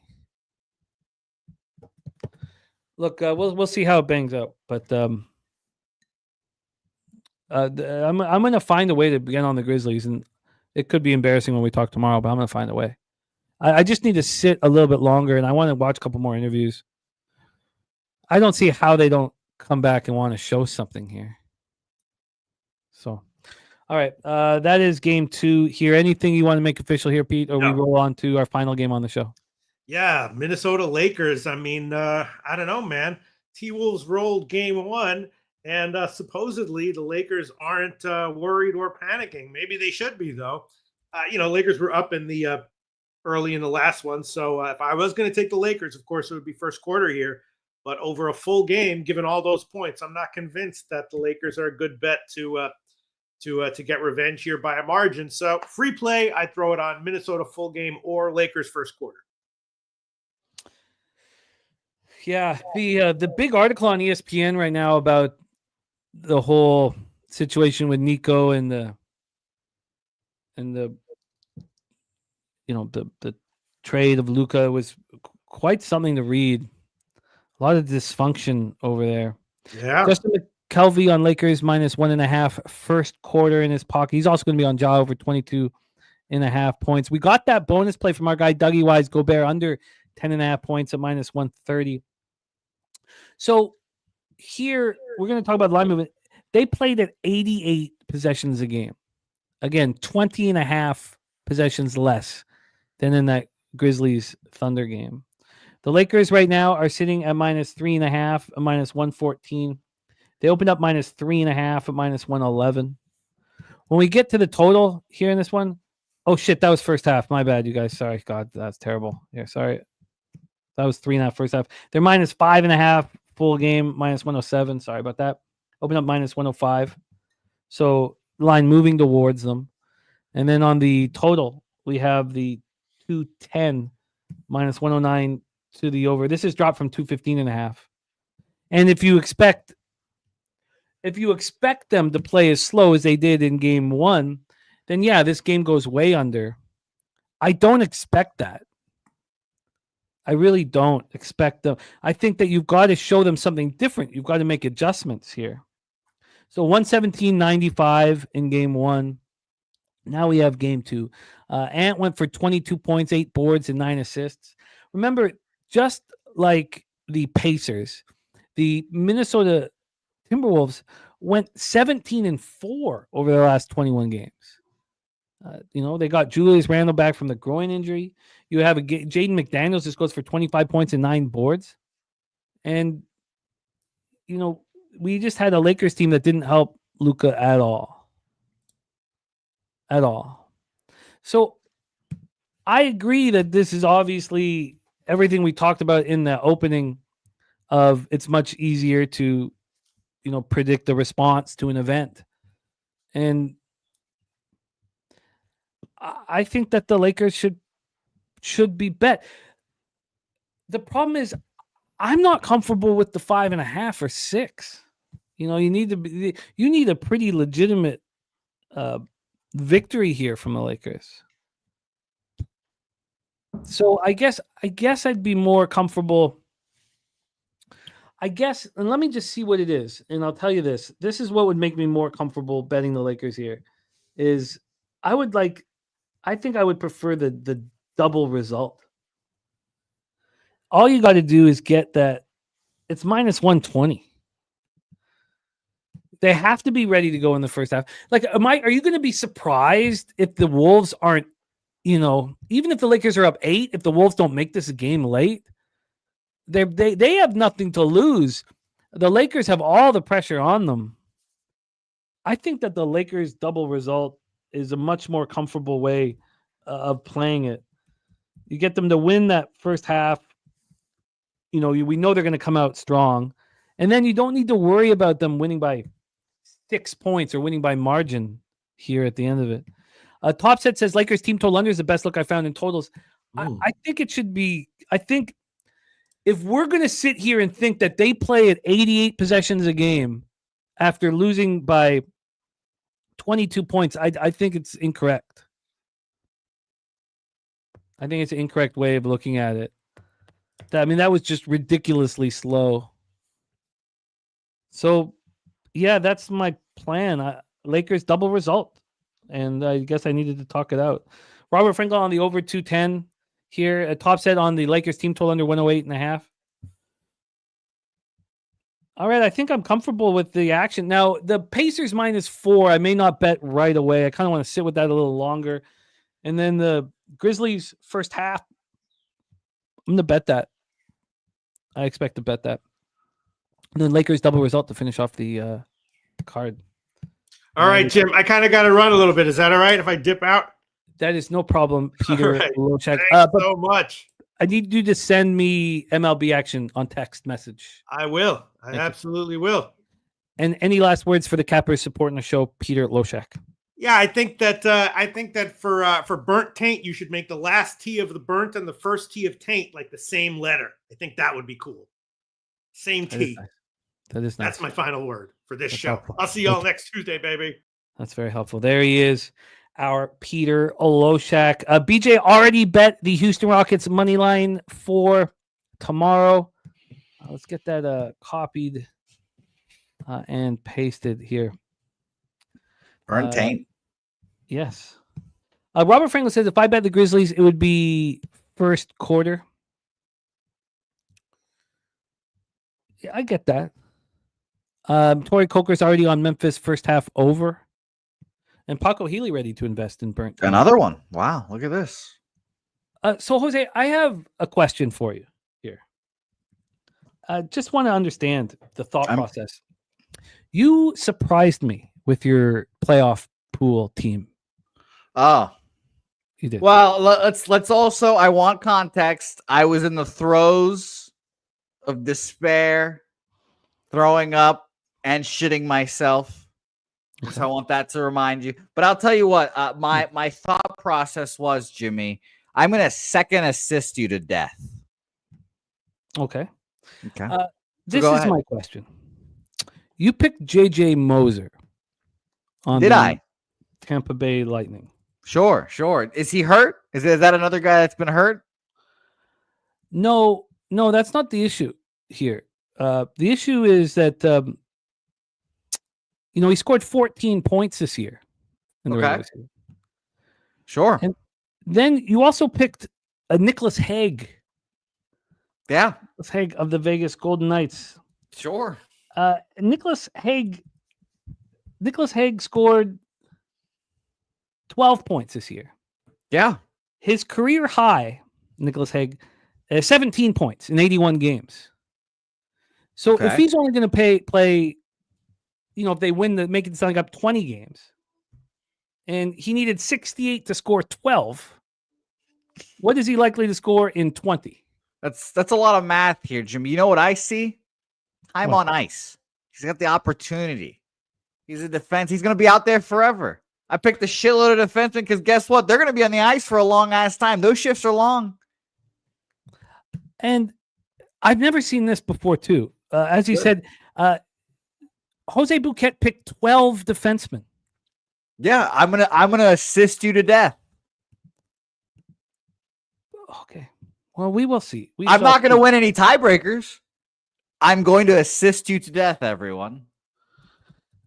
And again, I had to decide, Jimmy, at one point, was I going to shit my pants or throw up on myself? This was the same state I had to make these picks in. I just want a reminder of that. Okay. All right. No, that's fair. That's all fair. Ryan McDonough, one of your defensemen. Cody Ceci. And I think he's already got you a point. Has Cody Ceci already yes, he's already got you assist. See? Yeah. Here we go. I'm going to assist you to death. My boy Connor McDavid showed up for us last night too. It really broke my heart that the fucking team blew it and Stuart Skinner can't save a fucking puck to save his life, but it's okay. Cody Ceci's career high in points, 28 points in 78 games. I see 10 more incoming for him. Okay. Well, no, you answered your questions. You answered the questions I had. You asked for my thought process. Yeah. I give it to you. I'm going to assist everyone to death. If there's, it's going to be beautiful. It's going to be, goal, blah, blah, blah, blah, blah, assist, John Carlson, second assist, whatever fucking defenseman too. And it's going to be like that. I'm going to come for everyone. Yeah, Saturate's right. Say A is the Canadian version. Say A hockey. Come on, Paco.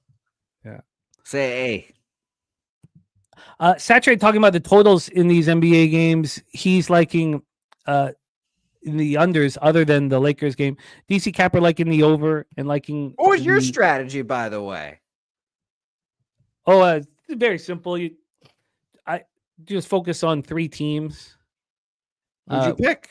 I didn't focus on 3 teams. I was trying to.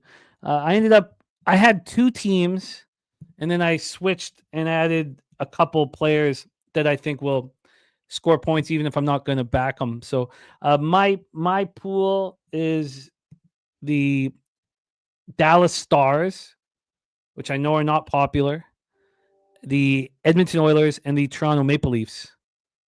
And then I added 4 players. I added Aho and Jarvis on Carolina.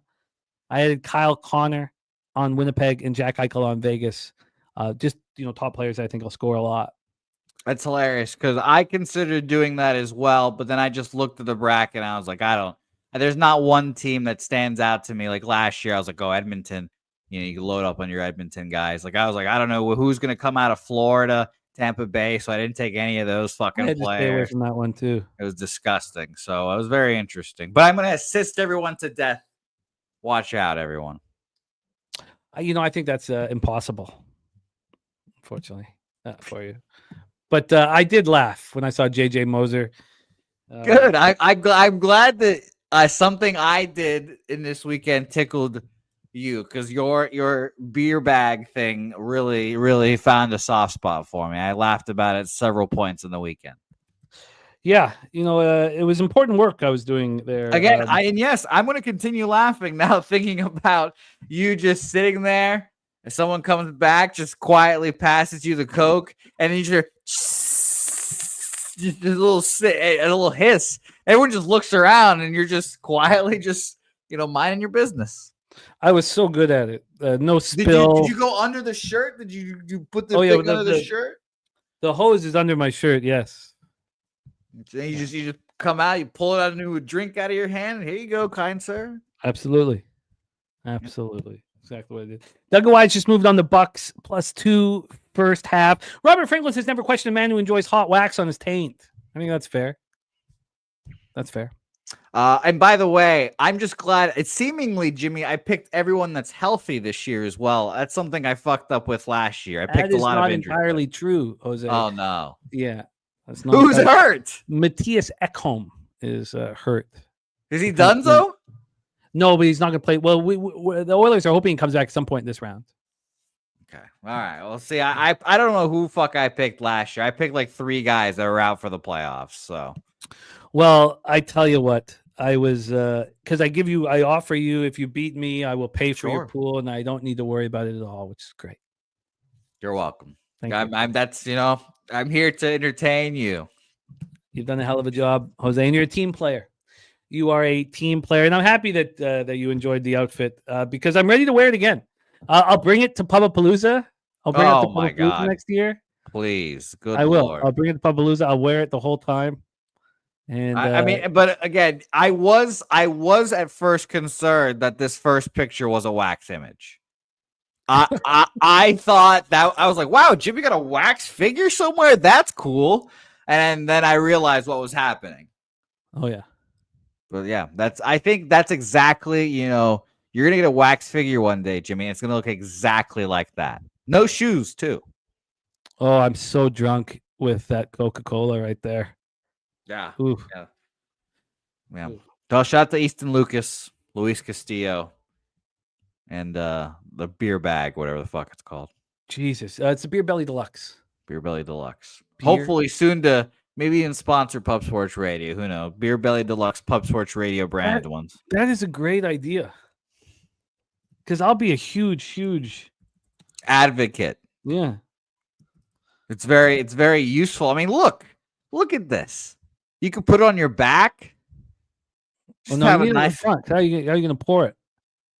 I don't know. You just put it over your arm and you just have the hose in your mouth. The hose not going to be in my mouth, Jose. Let's stop that. Well, that's what normal people would do. Jimmy, that's what normal. Think so. I think there's another word for that. Okay, fair enough. But yes, it was a great day. Couldn't have been more fun. I went for half price wings afterwards, watched the Leafs game. It was just great times. I'm glad you remember all that. I do. Actually, I do. I have and I didn't do anything horrible or say anything horrible. I didn't lose any friends. Nice. Yeah, that was good. Nice. That's good. That is good. Nice job. I think we're going. Well, look, I don't know what to say. I want to say I'm coming off just a dumb week. Just stupid how much money I made last week, Jose. You're gonna feel a lot less like pressure, I guess, this week, and it's gonna feel weird now. You're gonna be like, I'm not sweating out fucking 42 player prop bets. This is odd. It's a great relief. Yeah. It's a great relief. But I should have kept going. There's only 2 games last night, and I would have cashed. They were great games for it. Both games went under. You had Kawhi go for 39, the outlier performance. Yeah, you're just gonna now. That's all you're gonna think about, Jimmy, when you watch these games. No, not at all. Not at all. It's so hard to stop doing something when you're winning and say, "Look, I've won." It's so hard.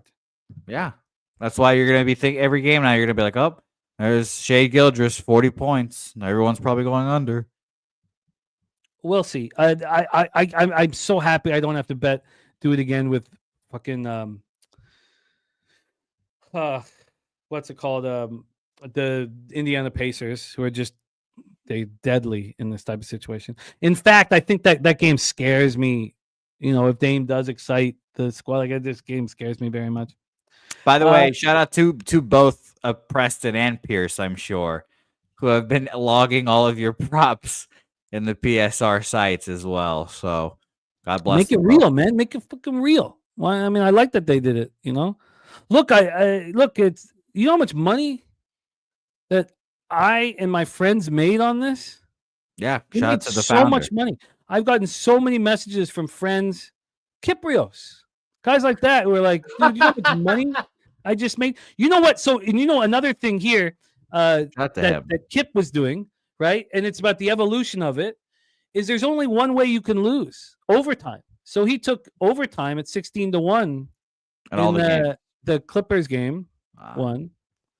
You know, cashes that at 16-1. I mean, it's I'd love to get Kiprios on for a game too. Shout out to him. Nice guy. yeah, we could get on. Yeah.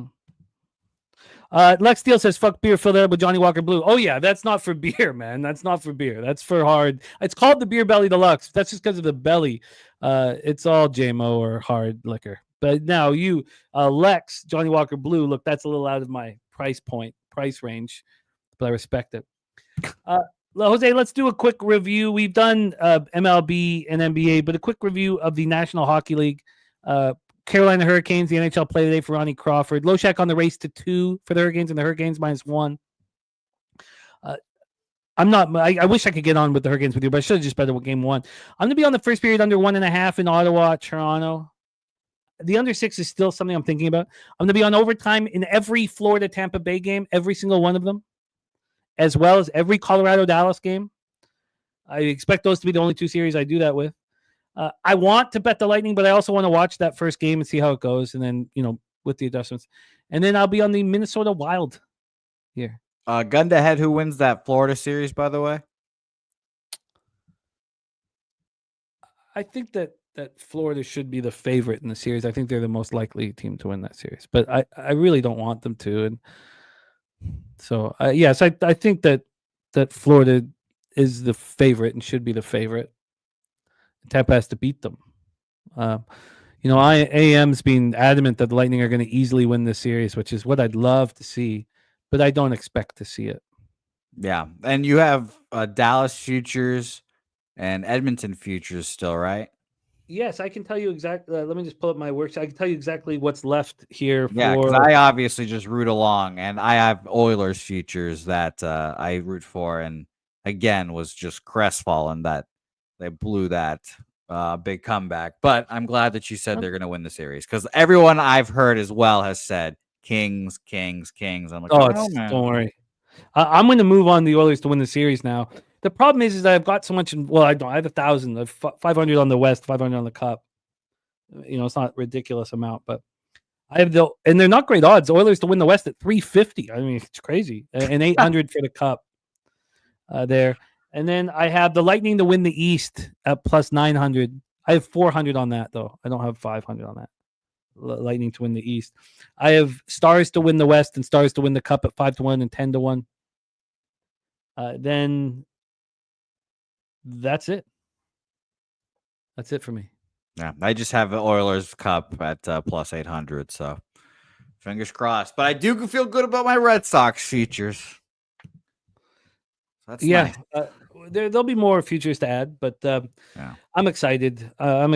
This last week, as you said, it just takes pressure off, and there's going to be a time when I've got all that pressure back. We know how it works, but right now, no knots in my back. I'm feeling pretty good, Jose. Pretty thankful. I'm pretty thankful about the community. I mean, this is Operation Garcia. Yeah, I said shout out to the founder. Yeah, he was in here this earlier. is another capper, Dennis Garcia, who I've had enormous respect for throughout my entire career. He's a capper that I've watched, closely. Was he at the game? I don't know. I was so polluted, man. I don't know. Okay. I know at some point you guys are going to meet for a lovely dinner, but we are. But I did lose a lot of money on it last year. Jose. Went to a very dark place.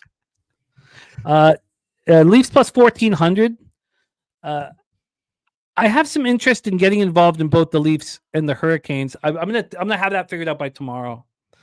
I've got more moves to make. Be making more moves here, and then I honestly don't know if I need to bet the Oilers. If I got to understand what the risk reward is, because I have no problem with them going down 1-0 at all in that 6-5 game. Like no problem here. Just let's take a quick look at what the series prices are right now, and then we'll put a bow on the show. The The Leafs are minus 450. If that's fair. The Panthers are slight favorites. I think that's fair. And then the Oilers right now are plus 175. That's not enough. That's not going to help. That's not going to do it for me. Oldie just put New York, Cleveland, full game under 8.5. So, you guys, I am succeeding right now, and it's because of you guys. It's because of listening. It's everything that Pete taught me. I'm getting better every day as a capper because of you guys, and I need to be better tomorrow than I was today and better the day after that. And you guys inspire me to no end to work harder, and I'm very thankful to be part of this community. Thankful to cap with all of you. Thankful to co-host this show with Jose. Thankful to be a part of all this. So it was a week of my wildest dreams, and we need them because this is very difficult what we're trying to do. We need monster weeks. We need huge paydays. And we need to succeed because it's not always going to be like that. So I'm thankful. And I've got a lot of work to do now, which is the most important part of my day is after the show, going over all the notes, getting paid in full. Oldie, Paco Healy, DC Capper, Kelly McInnes, AM. Thank you guys. AOD always pumping us up, man. Lex Steele. Great to have Paco back rolling with us. The Truth Teller, Swiggy. Don't forget Pub Sports TV. Pub Sports TV. Please subscribe to Pub Sports TV. It's important to us. Robert Franklin, Andrew G, Spenny Pennybombs back in business with us. Great to see you. Thank you guys all so much. Irish King, Justin McKelvey. You guys are monsters. Saturated, Big Daddy Boom, Top Set, Christopher Comentini, Dougie Wise. Thank you guys all so much. It means the world. And I'm very excited about what we do every single day. Thank you to Jeff Slaughter for giving us the opportunity. And great to have you back healthy again, Jose, my friend. Jose, can you please bless our action and lead us into the future? Feels nice to be able to shit solids again, everyone. Don't forget how nice it feels to be able to shit solids. Appreciate everyone. Paco, Nasty Nate, I'm actually doing that today. The chillest. Thank you, everyone. Kelly, shout out to everyone that does work behind the scenes. Swig and the Ekdals as well. Putting all those bets in, I'm sure. A grind. Penny Bombs, True Teller, all you guys. Saturated leche. Los bookmakers. Let's go.